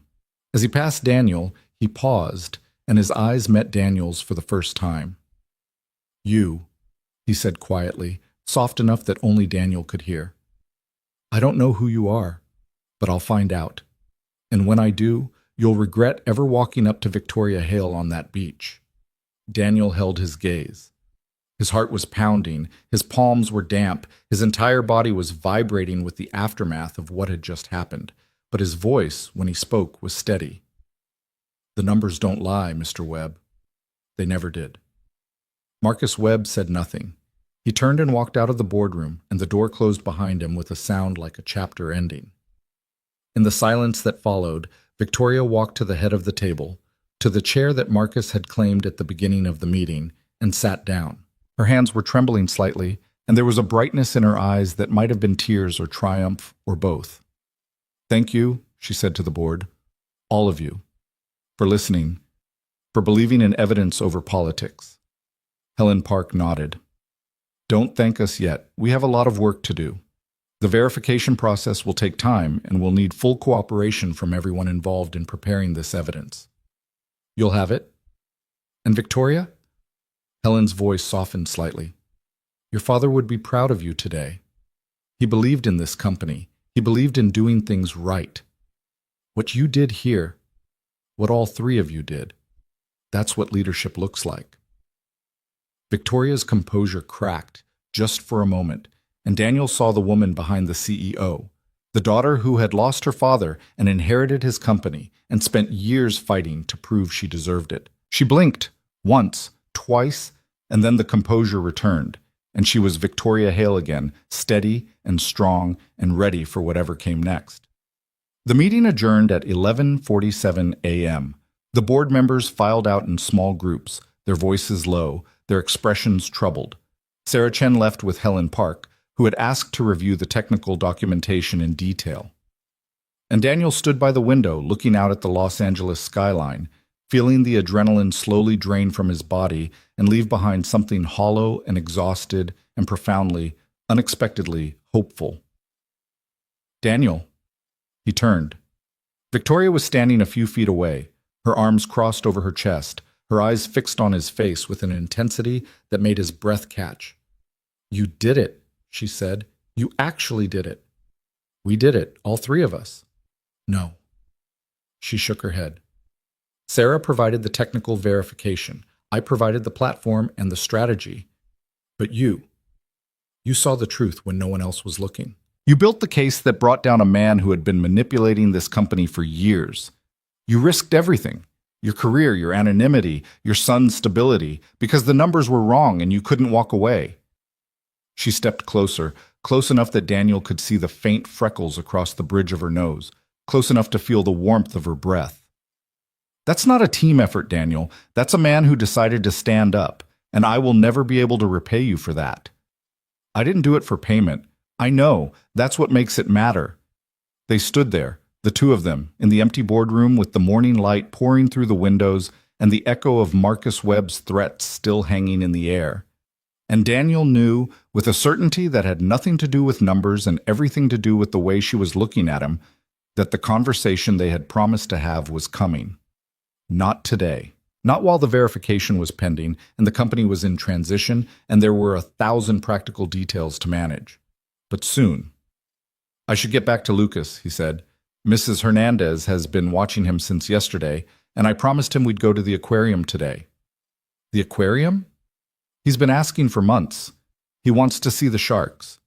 He says they're the dinosaurs of the ocean. Victoria smiled, and it was the same smile he had first seen in the cafe. Full and real and unguarded, the smile of a woman who had remembered after a very long time what it felt like to hope. Go see the sharks, Daniel. Take your son to the aquarium, eat overpriced hot dogs, and buy a stuffed animal from the gift shop that he'll lose interest in within a week. Speaking from experience? My father used to take me to the aquarium in San Diego when I was Lucas's age. I had a stuffed dolphin named Margaret, who I carried everywhere until I was 12. Margaret the dolphin. She had a very sophisticated palate for a stuffed animal, only ate imaginary caviar. Daniel laughed, and the sound surprised him. A genuine, unforced laugh that rose up from somewhere deep in his chest and broke through the tension and exhaustion of the morning like sunlight through storm clouds. Victoria laughed too, and for a moment, just a moment, they were not a CEO and an analyst standing in the ruins of a corporate conspiracy. They were two people who had been through something impossible together and had somehow come out the other side. Go, Victoria said. I'll handle the board. I'll handle the verification. I'll handle whatever comes next. But I'll call you. Tonight. If that's okay. It's okay. And Daniel? Yes? Thank you. For everything. For seeing me when I felt invisible. For believing in evidence when everyone else believed in politics. For being the kind of man who builds sandcastles with his son and takes on corporate conspiracies and somehow makes both of them look easy.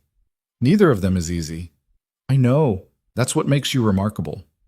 She held out her hand and Daniel took it, and the handshake lasted longer than it needed to, long enough to say things that neither of them was ready to put into words, long enough to acknowledge the connection that had been building between them since a sunset on a California beach. Long enough to promise that this ending was also a beginning.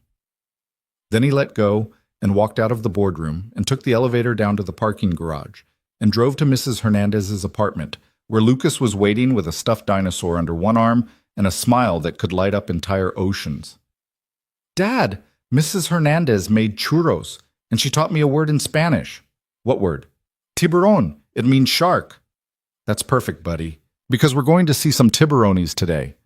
Lucas's eyes went wide. Really? Really, really? Really, really.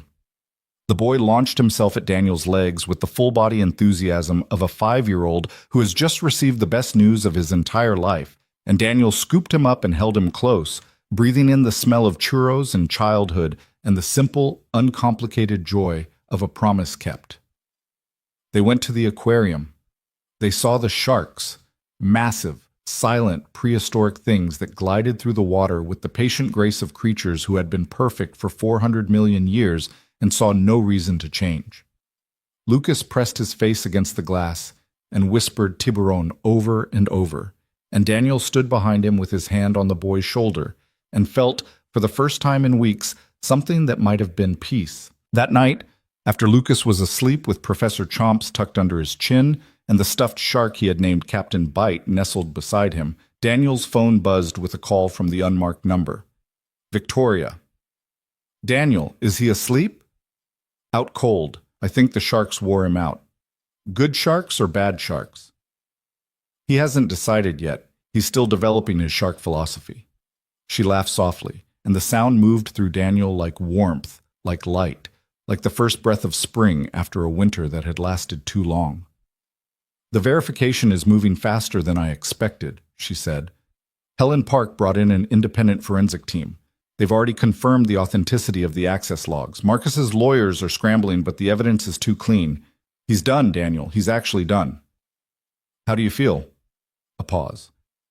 I don't know yet. Relieved, exhausted, terrified of what comes next, grateful, angry, hopeful.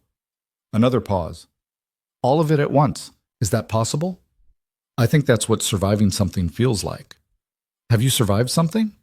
Daniel thought about Claire, about the divorce that had hollowed him out, and the custody arrangement that had defined his life and the years he had spent rebuilding himself one spreadsheet at a time, about the loneliness that had become so familiar he had almost forgotten it was there. I'm surviving something right now, he said.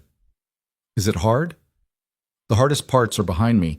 What's in front of me is starting to look different. Different how? He looked at the ceiling of his apartment, at the water stain in the corner that the landlord kept promising to fix, at the stack of children's books on his nightstand, at the photograph of Lucas on the beach, with his arms spread wide and the ocean breathing behind him. Different like possible, he said. Different like worth fighting for. Victoria was quiet for a long moment, and when she spoke, her voice was barely above a whisper. I want to see you, not for the investigation, not for the company, for us, for this thing that's been growing between us that I've been too afraid to name because I thought naming it would make it vulnerable. When? This weekend, Saturday. There's a restaurant in Laguna that my father used to take me to when I was a child. It overlooks the ocean. The food is terrible, but the view is perfect. I want to take you there. Are you asking me on a date, Victoria Hale? I'm asking you to dinner, Daniel Reed. What it becomes is up to both of us. He smiled in the darkness of his apartment, and for the first time in longer than he could remember, the silence around him did not feel empty. It felt like space, like room to grow, like the beginning of something he had stopped believing he deserved. Saturday, he said. I'll be there. Good night, Daniel. Good night, Victoria. He hung up the phone and set it on the nightstand next to the children's books and the photograph of his son. Outside, the city hummed with a million lives, a million stories, a million people fighting their own battles against odds that felt insurmountable. But in this apartment, in this moment, one battle was won. One man had stood up when it would have been easier to look away. One woman had trusted when trust had cost her everything before. And something new was beginning, fragile and uncertain, and impossibly, stubbornly alive. The numbers didn't lie. They never did. And sometimes when you followed them where they led, they took you somewhere you never expected. Not just to the truth, but to the person who had been waiting on the other side of it all along. Saturday arrived with the kind of soft, golden light that made everything look like a memory even as it was happening. Daniel spent the morning with Lucas at the park near their apartment, pushing the boy on the swings while the sun climbed higher, and the shadows shortened and the world moved at the gentle pace of a weekend that had no agenda except being present. Higher, Dad, higher. Any higher and you'll be in orbit, buddy. What's orbit? It's where the satellites live, way up in space, going around and around the Earth. Lucas considered this with the gravity of a philosopher encountering a new concept. Do they get dizzy? Satellites don't have stomachs, so I don't think so. That's good. I would get dizzy. Daniel pushed the swing again, watching his son arc through the air with his legs kicked out and his hair flying back and his face split by a grin that contained the entire universe. 5 years old. Entirely dependent on a man who was about to go on his first date in over 3 years, with a woman who ran a multi-billion-dollar corporation and who had trusted him with secrets that could have destroyed them both. The weight of the week's events had begun to settle into something more manageable, the sharp edges of crisis smoothing into the duller texture of aftermath. The forensic verification was complete. Marcus Webb had been formally removed from the board pending a criminal investigation that the company's legal team was coordinating with federal prosecutors. The altered financial records had been corrected, the strategic recommendations had been revised, and Victoria Hale had addressed the full company in a town hall meeting that Daniel had watched from his desk on the 6th floor, his heart swelling with something that felt dangerously close to pride. She had been magnificent, calm, direct, unflinching in her acknowledgement of the crisis, and unwavering in her commitment to transparency and accountability. She had thanked the employees for their patience, acknowledged the uncertainty they had endured, and promised that the company would emerge from this chapter stronger and more trustworthy than before. She had not mentioned Daniel by name, had not singled out Sarah Chen, had not drawn attention to the small team that had assembled the evidence that saved her company. But she had looked directly at the camera during one moment, a fraction of a second that anyone else would have missed, and Daniel had felt her eyes find him across the digital distance like a touch. Tonight, they would see each other, not as CEO and analyst, not as co-conspirators in a corporate investigation, as a man and a woman who had something to figure out. "Dad, I'm hungry." Daniel caught the swing and helped Lucas down, brushing wood chips from the boy's shorts. "What sounds good?" "Pancakes." "It's almost noon." "Pancakes don't have a time, Dad. They're always appropriate." Daniel laughed and hoisted Lucas onto his shoulders, where the boy gripped his father's hair with the casual confidence of a child who had never been dropped. "Where did you learn the word appropriate?" "Miss Patterson. She says it's appropriate to raise your hand before you speak." "Miss Patterson is full of wisdom." They walked to the diner 3 blocks from the apartment, the same diner where Daniel had been eating breakfast for 6 years, where the waitresses knew his order and the cook sometimes slipped Lucas extra bacon when Daniel wasn't watching. The normalcy of it felt precious in a way it hadn't before. The cracked vinyl booze, the slightly sticky menus, the familiar rhythm of a life that had been upended and then somehow set right again. Lucas ate pancakes with the focused intensity of a professional athlete preparing for competition. Daniel drank coffee and watched his son and thought about the evening ahead. He had arranged for Mrs. Hernandez to watch Lucas overnight. It was the first time he had done that for anything other than work, and when he had explained the reason, a dinner, a date, a woman, Mrs. Hernandez had clasped her hands together and looked at him with the misty-eyed approval of someone who had been waiting years for this exact moment. "About time, Daniel, about time. That boy needs a father who remembers he's also a man." "I'm just having dinner." Dinner is how everything starts. Dinner is where the story begins. Now, watching Lucas demolish his 3rd pancake with syrup dripping down his chin, Daniel felt the truth of her words settle into him. This was where the story began. Not in the boardroom, not on the beach, not in the late-night encrypted calls. Here, in the quiet space between the crisis and whatever came next. In the choice to let someone in. The restaurant Victoria had chosen was called the Cliff House, and it sat on a promontory overlooking the Pacific in a part of Laguna Beach that Daniel had never visited despite living in Southern California his entire adult life. He arrived at 7:15, 15 minutes early, because he couldn't help himself, and parked in a lot that was already half full of expensive cars that made his Honda look like it had wandered in from a different zip code. The building itself was modest by Laguna standards, a weathered wooden structure that looked like it had been there since the 1970s, with a wraparound deck that extended out over the cliffs and offered an unobstructed view of the ocean stretching toward a horizon that was just beginning to blush with the first colors of sunset. Victoria was already there. She sat at a table in the corner of the deck, her back to the wall, the same strategic positioning she had used at the cafe in Laguna Niguel.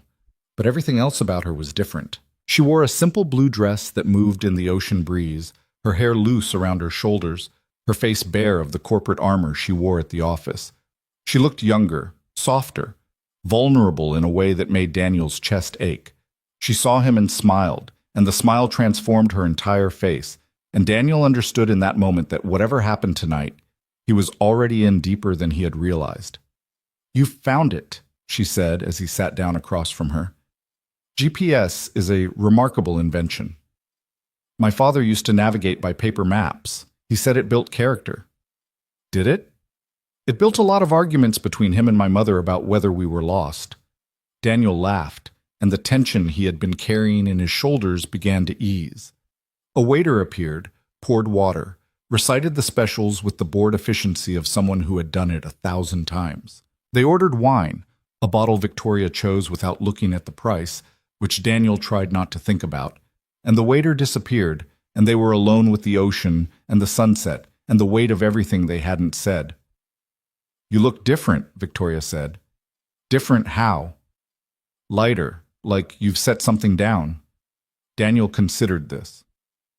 "I think I have, the meeting, the evidence, the board. It was like carrying a boulder up a hill for 6 weeks. And then suddenly the boulder was at the top, and I could let go, and I didn't realize how heavy it had been until I wasn't holding it anymore. I know that feeling. I've been carrying my boulder for longer than 6 weeks. How long? Victoria looked out at the ocean, where the sun was beginning its slow descent toward the water, painting the sky in shades of orange and pink that looked almost artificial in their beauty. Since my father died. 4 years, maybe longer.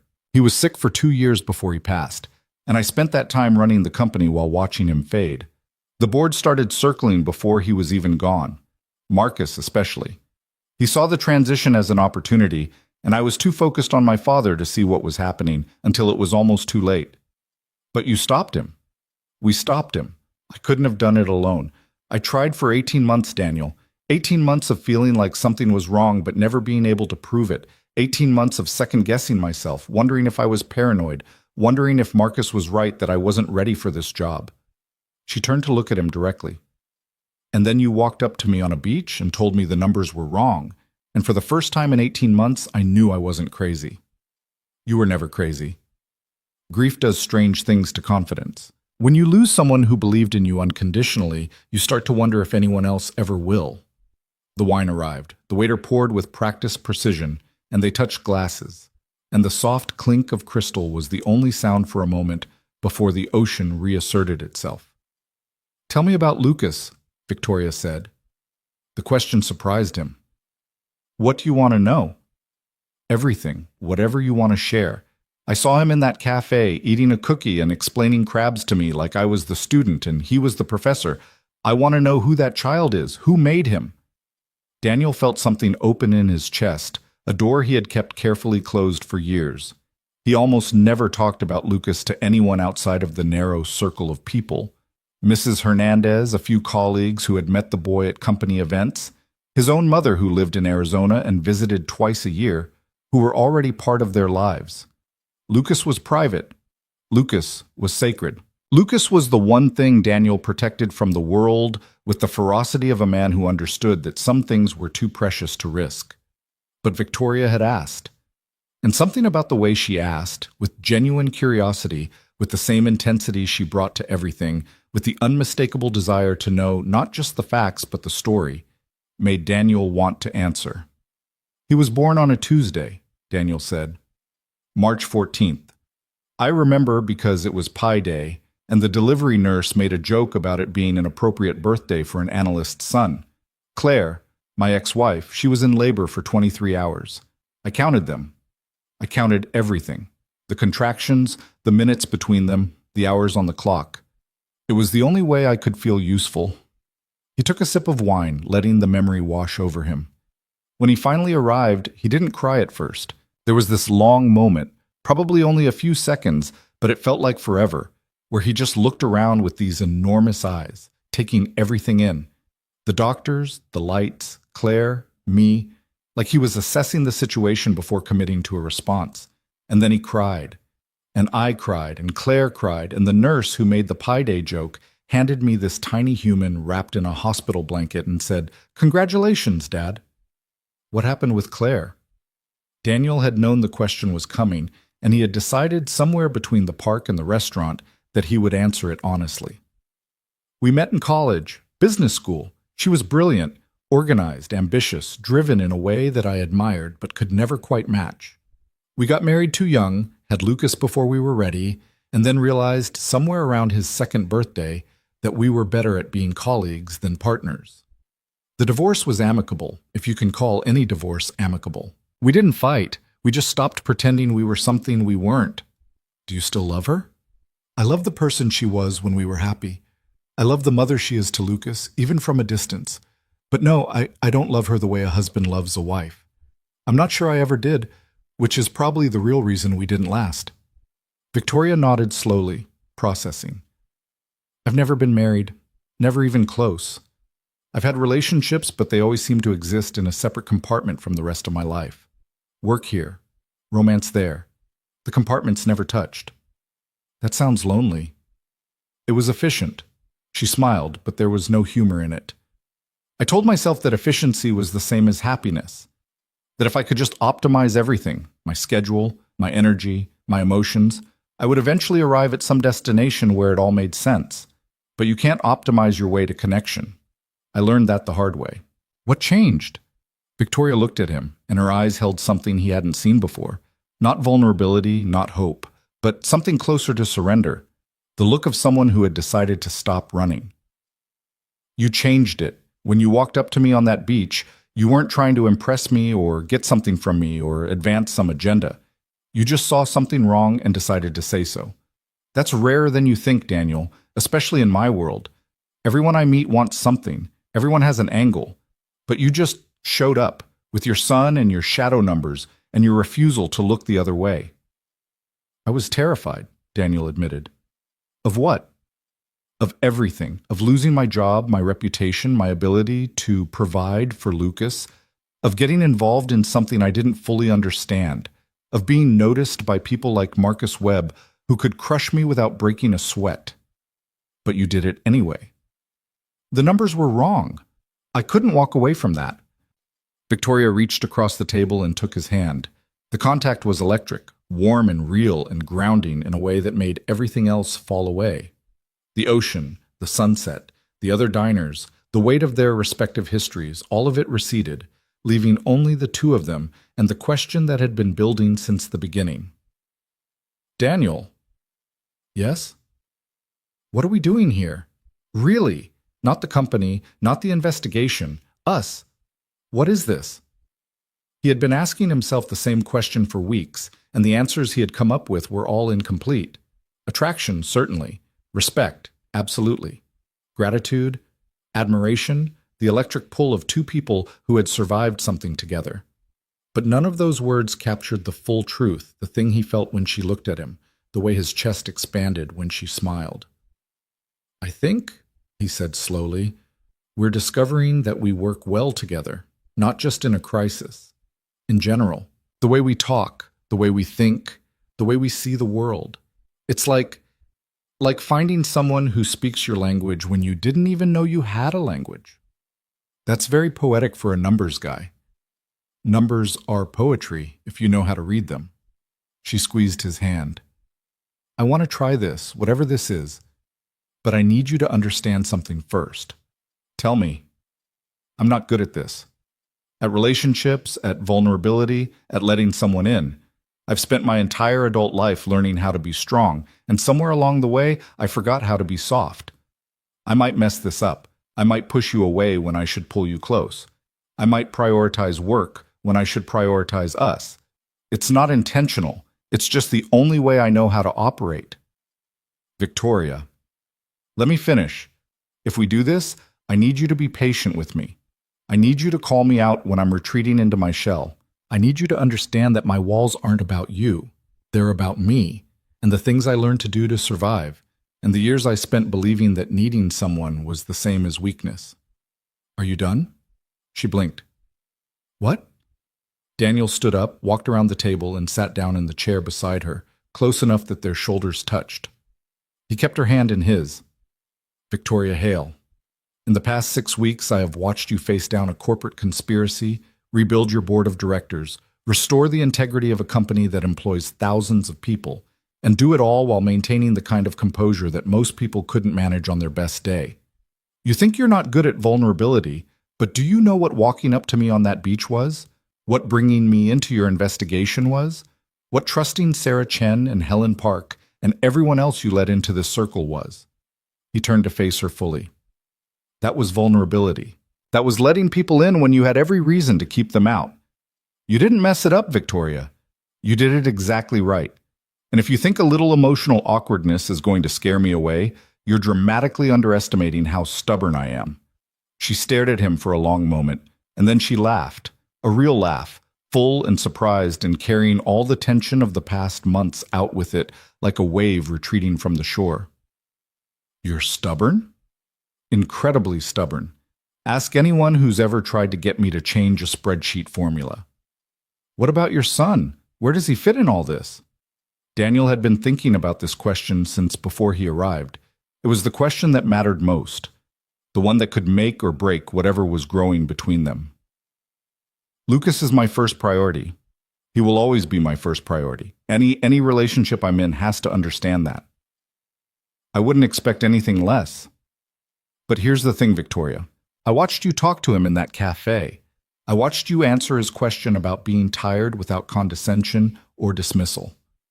I watched you tell him his advice about the ocean was good, and I watched him believe you. My son is the best judge of character I know. He hasn't been disappointed yet, and he wasn't disappointed by you. He barely knows me. He knows enough, and I'd like to give him the chance to know more. Victoria's eyes glistened, and she blinked rapidly, trying to maintain her composure. You're asking me to be part of your son's life. I'm asking you to have dinner with us. Next Saturday. At our apartment. Lucas will make you look at every toy he owns and probably try to convince you that crabs are the most interesting animals in the ocean. It won't be elegant. It'll probably be loud. But it'll be real. Real, she repeated, as if the word itself was something precious. Real. No encrypted calls, no corporate strategy. Just a 5-year-old who thinks sharks are the dinosaurs of the ocean, and his father who makes a decent spaghetti when he tries. And a woman I'd very much like them both to get to know better. Victoria turned to look at the ocean, where the sun had almost completed its descent, the sky now a deep purple shot through with the last traces of gold. When she spoke, her voice was quiet, almost lost in the sound of the waves against the cliffs below. My father used to bring me here when I was a child. This exact restaurant. This exact table, actually.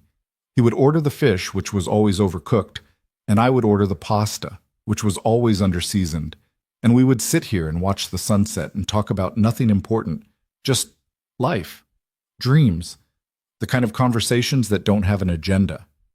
She turned back to him. I haven't been here since he died. I couldn't. The memories were too sharp, too present. But when I thought about where I wanted to bring you, this was the only place that felt right, because this is where I learned what it meant to be with someone who loved me without conditions. And I wanted to see if that feeling could exist again, with someone new. Daniel didn't respond with words. He leaned forward, slowly, giving her time to pull back if she wanted, and kissed her. Softly at first, then deeper, and Victoria's hands came up to cup his face. And the kiss lasted until the sun finished setting and the sky turned to velvet and the stars began to appear like witnesses to a promise being made.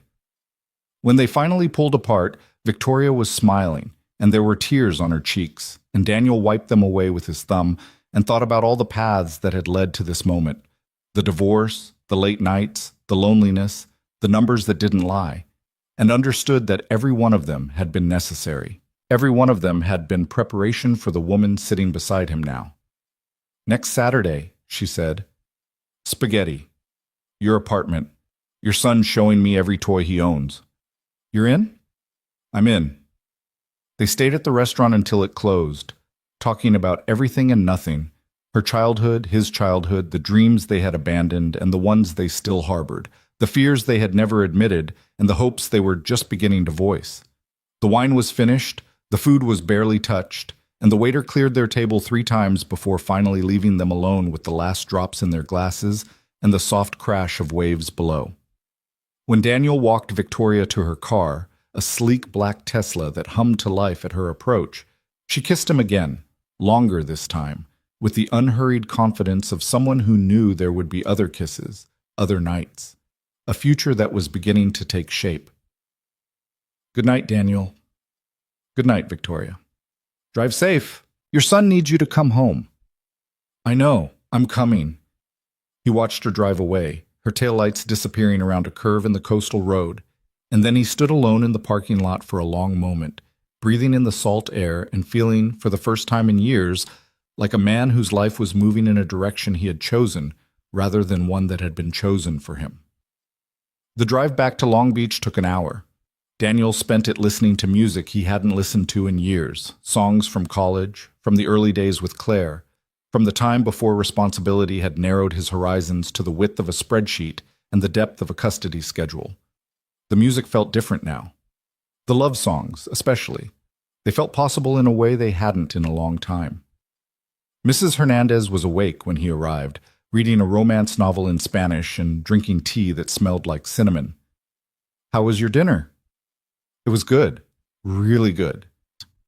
She looked at his face, at the expression he couldn't quite hide, the softness around his eyes, the way his whole body seemed to have relaxed, and she smiled the knowing smile of a woman who had seen enough of life to recognize what she was looking at. Good. That boy in there, he needs a father who remembers what joy looks like. You've been surviving for so long, Daniel. Maybe now you can start living. He thanked her, paid her despite her protests, and walked her to her apartment 3 doors down. Then he went to check on Lucas, who was asleep in his bed with Captain Bite the stuffed shark tucked under one arm and Professor Chomps the dinosaur under the other.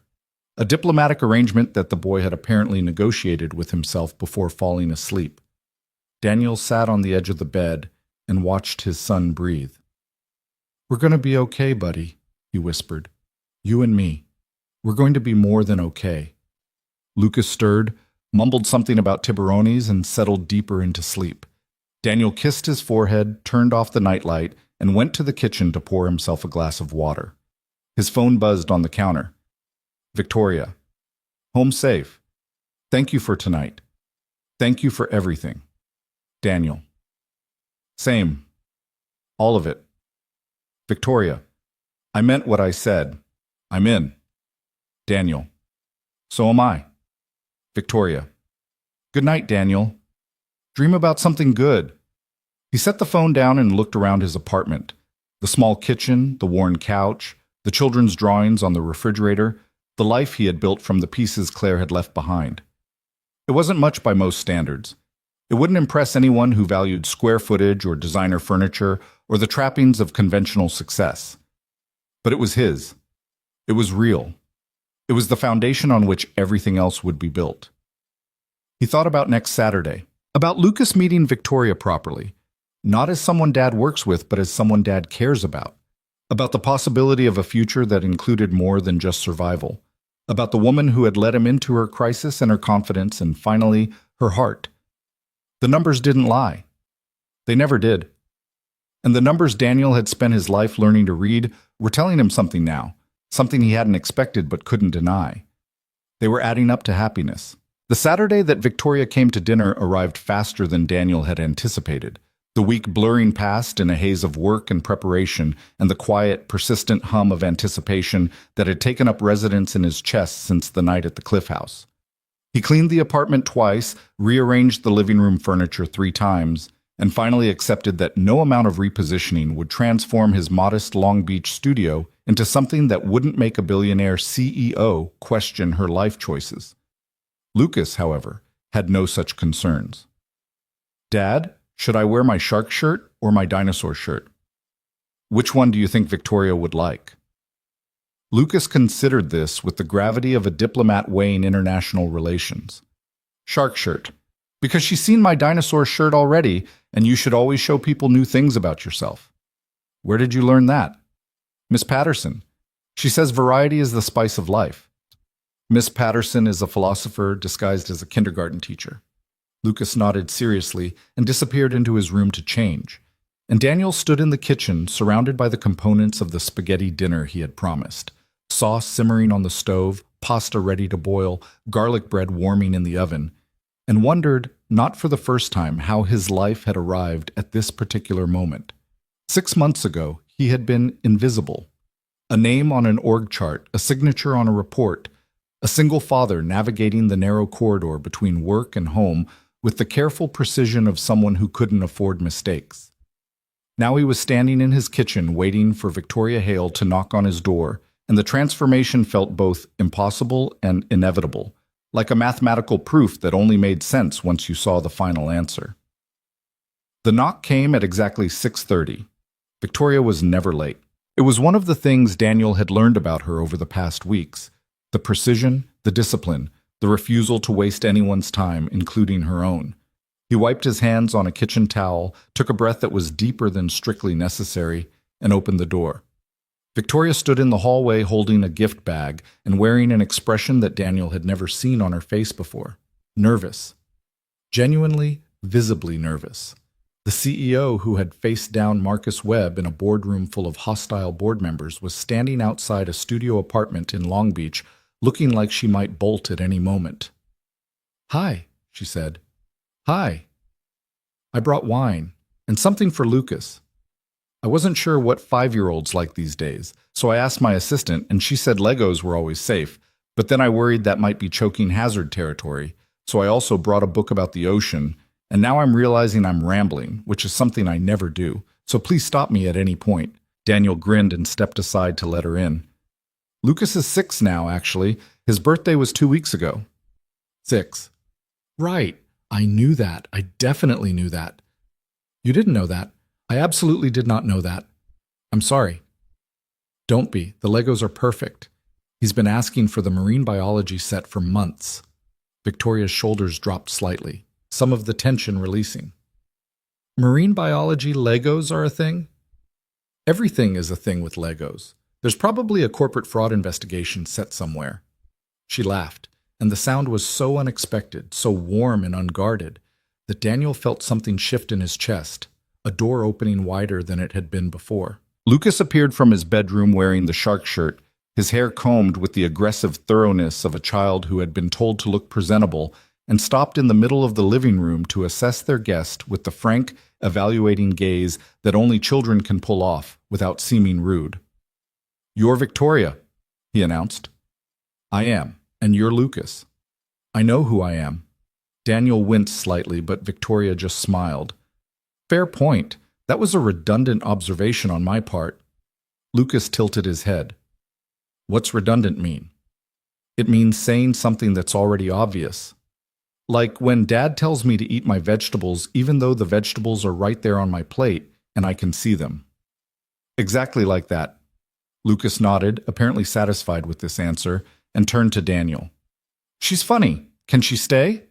Daniel glanced at Victoria, who was watching the exchange with an expression that hovered somewhere between amusement and wonder.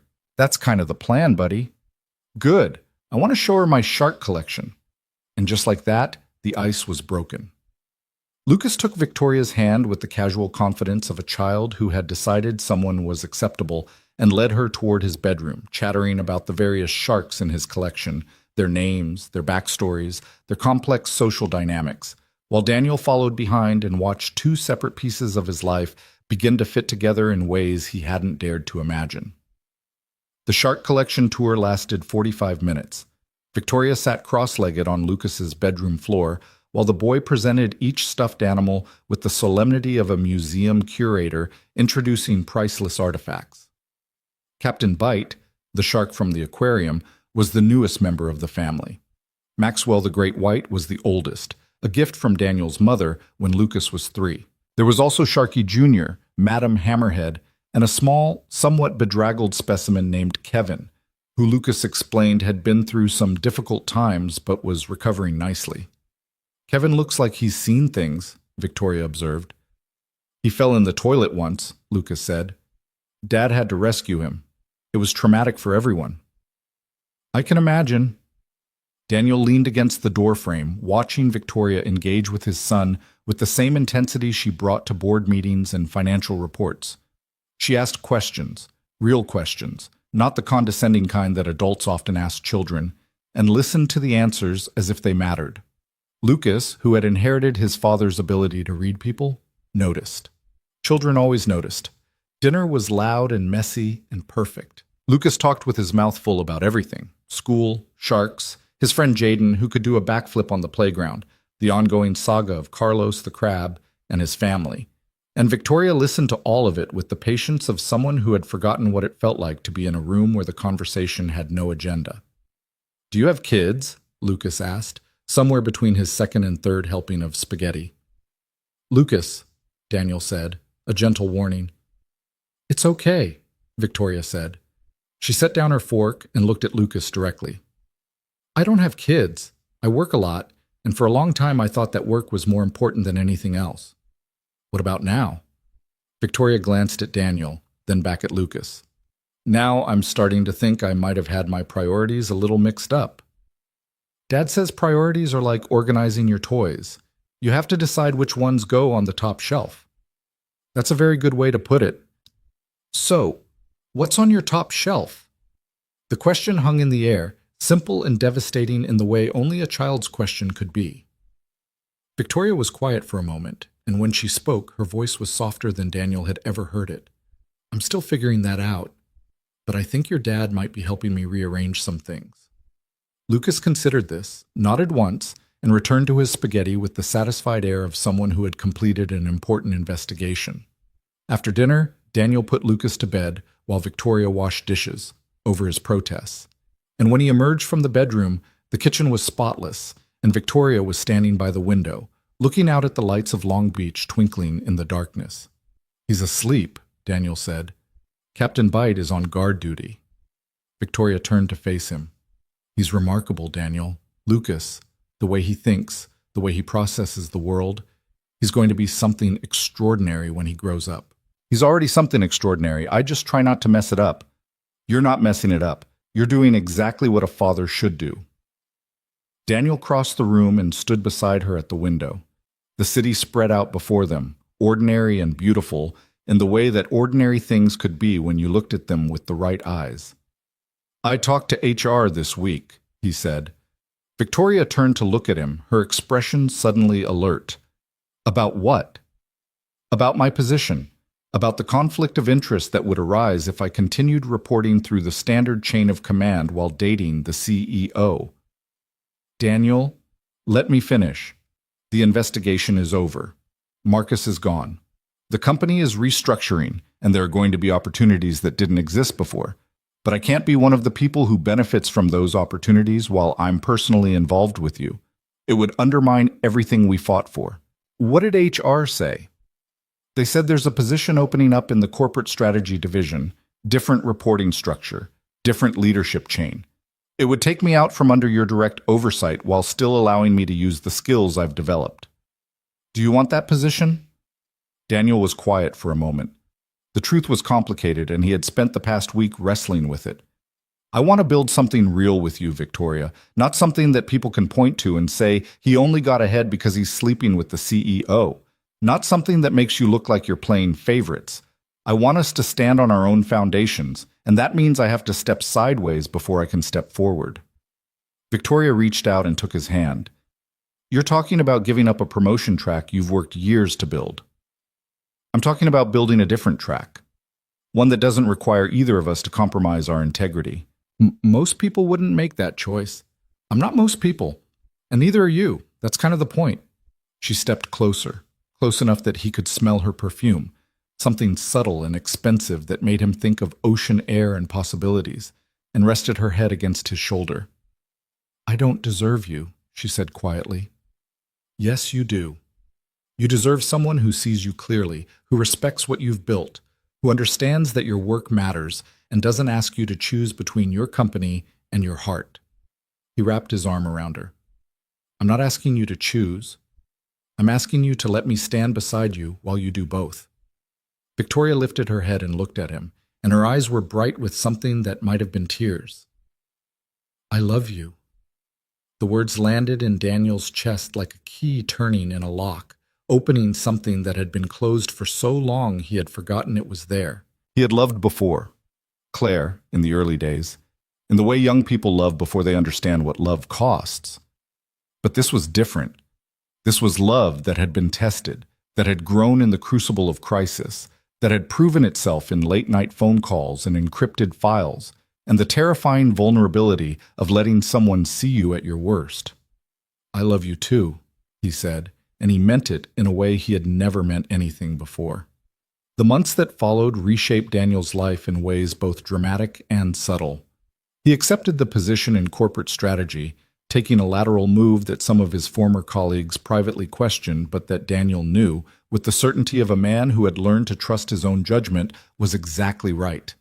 Victoria restructured Blackwell and Hale from the ground up. She brought in a new CFO, a woman named Catherine Okafor, who had a reputation for ruthless transparency and who made it her personal mission to ensure that what had happened with Marcus Webb could never happen again.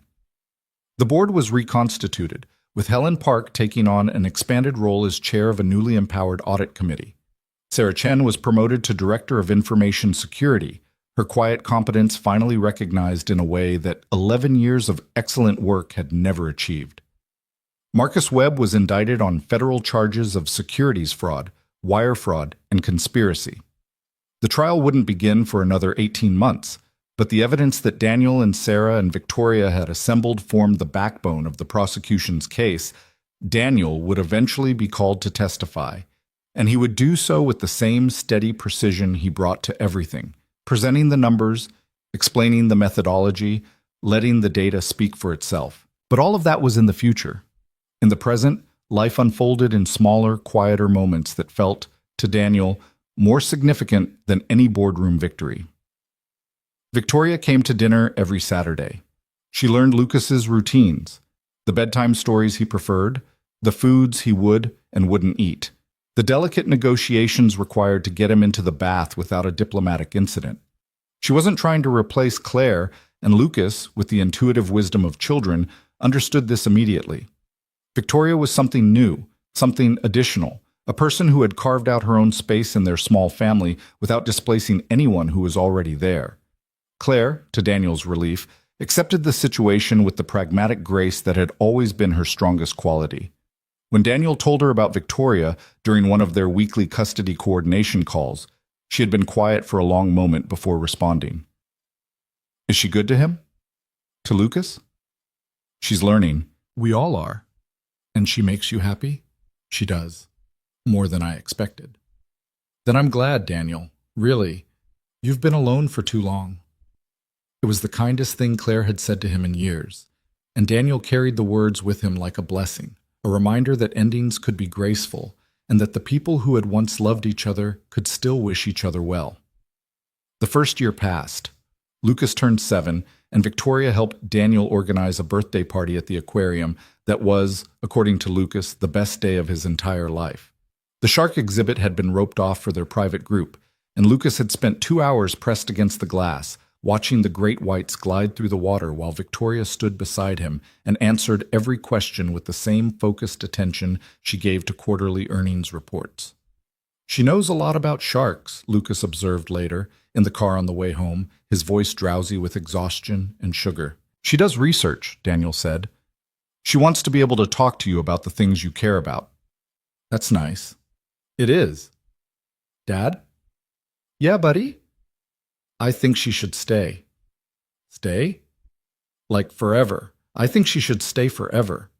Daniel looked in the rearview mirror at his son, who was already half asleep, Captain Bite tucked under his chin, and felt something settle in his chest that he hadn't realized was unsettled. I think so too, he said quietly. The proposal, when it came, was not a grand gesture. Daniel had considered the options, the expensive restaurant, the beach at sunset, the elaborate production that romantic movies suggested was required, and rejected all of them. Victoria didn't need grand gestures. What she needed, what they both needed, was something real. He asked her on a Tuesday evening in his apartment while Lucas was at a sleepover and they were sitting on the couch with takeout containers scattered around them and a documentary about marine biology playing in the background. Victoria. Marry me. She turned to look at him, a piece of sushi suspended halfway to her mouth, her expression frozen somewhere between shock and disbelief. What? Marry me. Not because we've been together a year, not because it's the next logical step, not because of any reason except that I want to wake up next to you for the rest of my life, and I want Lucas to have you as a permanent part of his world, and I want to build something together that's bigger than either of us could build alone. Victoria set down the sushi. Her hands were trembling. Daniel, we haven't even talked about, I know, and if you need time, I understand. If you need to think about it, I'll wait. If you're not ready, we can pretend this conversation never happened and revisit it in 6 months or a year or whenever you're... Yes. He stopped. Yes? Yes, I'll marry you. I don't need time. I don't need to think about it. I don't need 6 months or a year. She moved toward him, her eyes bright, her voice cracking with emotion. I spent my entire adult life believing that love was a distraction from the things that mattered, and then you walked up to me on a beach and showed me that love could be the thing that matters most. You and Lucas, you're my top shelf, Daniel. You're everything. He kissed her, and she kissed him back. And somewhere in the background, the marine biology documentary continued playing to an audience of empty takeout containers and discarded chopsticks. When Lucas found out, he demanded to be the ring bearer, the best man, and the person who got to announce the couple as husband and wife. They negotiated him down to ring bearer with the promise that he could also give a speech at the reception, which Daniel privately suspected would involve extensive discussion of sharks and possibly a formal introduction of Captain Bite to the assembled guests. The wedding was held 6 months later in a small ceremony at the Cliff House restaurant in Laguna Beach. Victoria had wanted to honor her father's memory by returning to the place where she had learned what it meant to be loved unconditionally, and Daniel had agreed without hesitation. The guest list was small. Mrs. Hernandez, Sarah Chen, Helen Park, a handful of close colleagues from both their lives, Daniel's mother who flew in from Arizona and cried through the entire ceremony. Lucas stood at the front with the rings, looking uncomfortable in his small suit but proud beyond measure. When the officiant asked if there was anyone who objected to the union, Lucas loudly declared that he did not object and that anyone who did would have to answer to him and Captain Bite, which produced a ripple of laughter through the small crowd. Victoria wore a simple white dress that moved in the ocean breeze. Daniel wore the same charcoal suit he had worn to the board meeting, cleaned and pressed and carrying entirely different memories now. They exchanged vows they had written themselves, his about numbers and truth and the unexpected mathematics of love, hers about walls and vulnerability, and the man who had taught her that strength and softness were not opposites. When the officiant pronounced them married, Lucas cheered louder than anyone else, and Daniel kissed Victoria while the Pacific Ocean sparkled behind them and the setting sun painted the sky in shades of gold and pink that looked almost artificial in their beauty. The reception was held on the restaurant's deck, where 2 years earlier Daniel had first kissed Victoria while the sun set and the waves crashed against the cliffs below. Now those same cliffs witnessed something different, a family being formed, a future being claimed, a story that had begun with wrong numbers reaching its rightful conclusion. Lucas's speech, as expected, included extensive information about sharks, but it also included something else, something that made Daniel's heart stop and Victoria's eyes fill with tears. "My dad used to be sad a lot," Lucas said, standing on a chair so everyone could see him, his voice carrying with the confidence of a child who had been told he had something important to say. "He didn't show it, but I could tell. He smiled at me and played with me and took me to the beach, but there was a part of him that was always somewhere else, somewhere far away." Lucas looked at Victoria, then at Daniel. But Victoria found that part. She brought it back. "And now my dad smiles with his whole face, not just his mouth.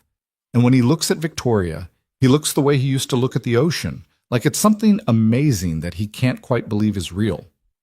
Daniel felt Victoria's hand squeeze his under the table. "So I'm glad she's my stepmom now. And I'm glad we're a family, and I think my mom would be glad too because she wants my dad to be happy, and Victoria makes him happy. The end. Thank you. Please remember to tip your servers." The crowd laughed and applauded, and Lucas bowed with theatrical solemnity, and Daniel pulled his son into a hug that lasted longer than it probably should have, but not as long as he wanted. "That was perfect, buddy. I practiced. I could tell. Victoria helped me write it. She said the part about the ocean." Daniel looked at Victoria, who was watching them with an expression of such pure, unguarded love that it took his breath away. "Of course she did," he said. The night ended late, with the last guest departing as the moon rose over the Pacific and the restaurant staff began clearing the deck. Lucas had fallen asleep in Mrs. Hernandez's lap hours ago and was eventually carried to a car by Daniel, who drove his new wife and his son back to the apartment that would, soon, be too small for their growing family.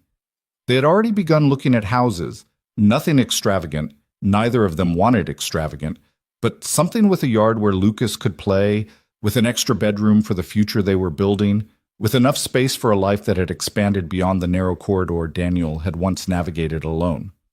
Victoria's company was thriving. The restructuring had worked, the scandal had been absorbed and processed, and the latest quarterly reports, which Daniel still reviewed, out of habit and love, showed growth across all divisions. Marcus Webb's trial date had been set, and the prosecution was confident, and somewhere in the distance, the final chapter of that particular story was waiting to be written. But Daniel didn't think about Marcus Webb anymore. He didn't think about the numbers that had been wrong, the conspiracy that had been exposed, the career he had risked, and the life he had rebuilt. Those were the chapters that had led to this one, but they were not the story itself. The story was simpler than that. The story was a man who had seen something wrong and decided to say so. A woman who had learned to trust again. A child who believed that crabs had families and sharks were the dinosaurs of the ocean, and love was something you could see in someone's whole face. The story was this. Sometimes the numbers led you somewhere unexpected. Sometimes the truth was not just a fact, but a doorway. And sometimes, if you were brave enough to walk through it, you found something on the other side that was worth more than anything you had left behind. Daniel carried Lucas to bed, tucking Captain Bite and Professor Chomps into their customary positions, and stood in the doorway watching his son sleep the deep, peaceful sleep of a child who had never had reason to doubt that he was loved. Victoria appeared beside him, her hand finding his in the darkness. "What are you thinking?" she whispered. "I'm thinking about the beach, the first time we met. You were sitting on that piece of driftwood with your laptop, and I saw the numbers on your screen, and I thought about walking away. But you didn't." "No, I didn't." She leaned her head against his shoulder. "Why not? You had every reason to. The risk, the exposure, the chance that you were wrong about everything." Daniel considered the question, the same question he had been asking himself for 2 years, and found that the answer had become simpler with time. "Because the numbers were wrong," he said, "and I couldn't pretend they weren't, not and still be the man I wanted my son to see." "And now?" Daniel looked at Lucas, at the small form rising and falling with each breath, at the stuffed animals standing guard, at the drawings on the wall and the books on the shelf, and the whole accumulated evidence of a childhood that was happy and secure and full of possibility. "Now the numbers are right," he said. "Everything adds up." Victoria lifted her head and kissed him, soft and slow and full of promise, and they stood together in the doorway of their son's room while the night settled around them like a blessing. Somewhere outside, the ocean was breathing, patient and vast and unchanged by the small dramas of human beings. Waves were folding against the shore the way they had for millions of years, and would for millions more. Stars were appearing in the clear California sky, the same stars that had witnessed the first conversation on the beach and every conversation since. And in a small apartment in Long Beach, a family was taking shape. Not the family Daniel had imagined when he was young and uncertain, not the family he had tried to build with Claire, but the family he had earned through honesty and courage and the stubborn refusal to look away from what was true. Victoria Hale Reed, who had inherited a company and nearly lost it, who had learned to trust again in the most unlikely circumstances, who had discovered that love was not a distraction from strength, but the source of it. Lucas Reed, 7 years old, believer in sharks and crabs, and the power of showing people new things about yourself, who would grow up knowing that his father was a man of integrity and his stepmother was a woman of courage, and that both of them would always, always be there. And Daniel Reed, who had started as a number on an org chart and ended as something immeasurably more, who had learned that the most important calculations were not the ones you did on a spreadsheet, but the ones you did with your heart. The numbers didn't lie. They never did. And on this night, in this place, surrounded by the people he loved, Daniel finally understood what they had been trying to tell him all along. Some equations have no solution. Some problems cannot be solved no matter how hard you work or how precise your methodology. But some equations, the ones that matter, the ones that change everything, have answers that are worth every calculation it took to find them. The answer to Daniel's equation was simple. It was Victoria. It was Lucas. It was the life they were building together, one day at a time, one truth at a time, one act of courage at a time. It was love. And love, as it turned out, was the only number that never needed to be checked twice.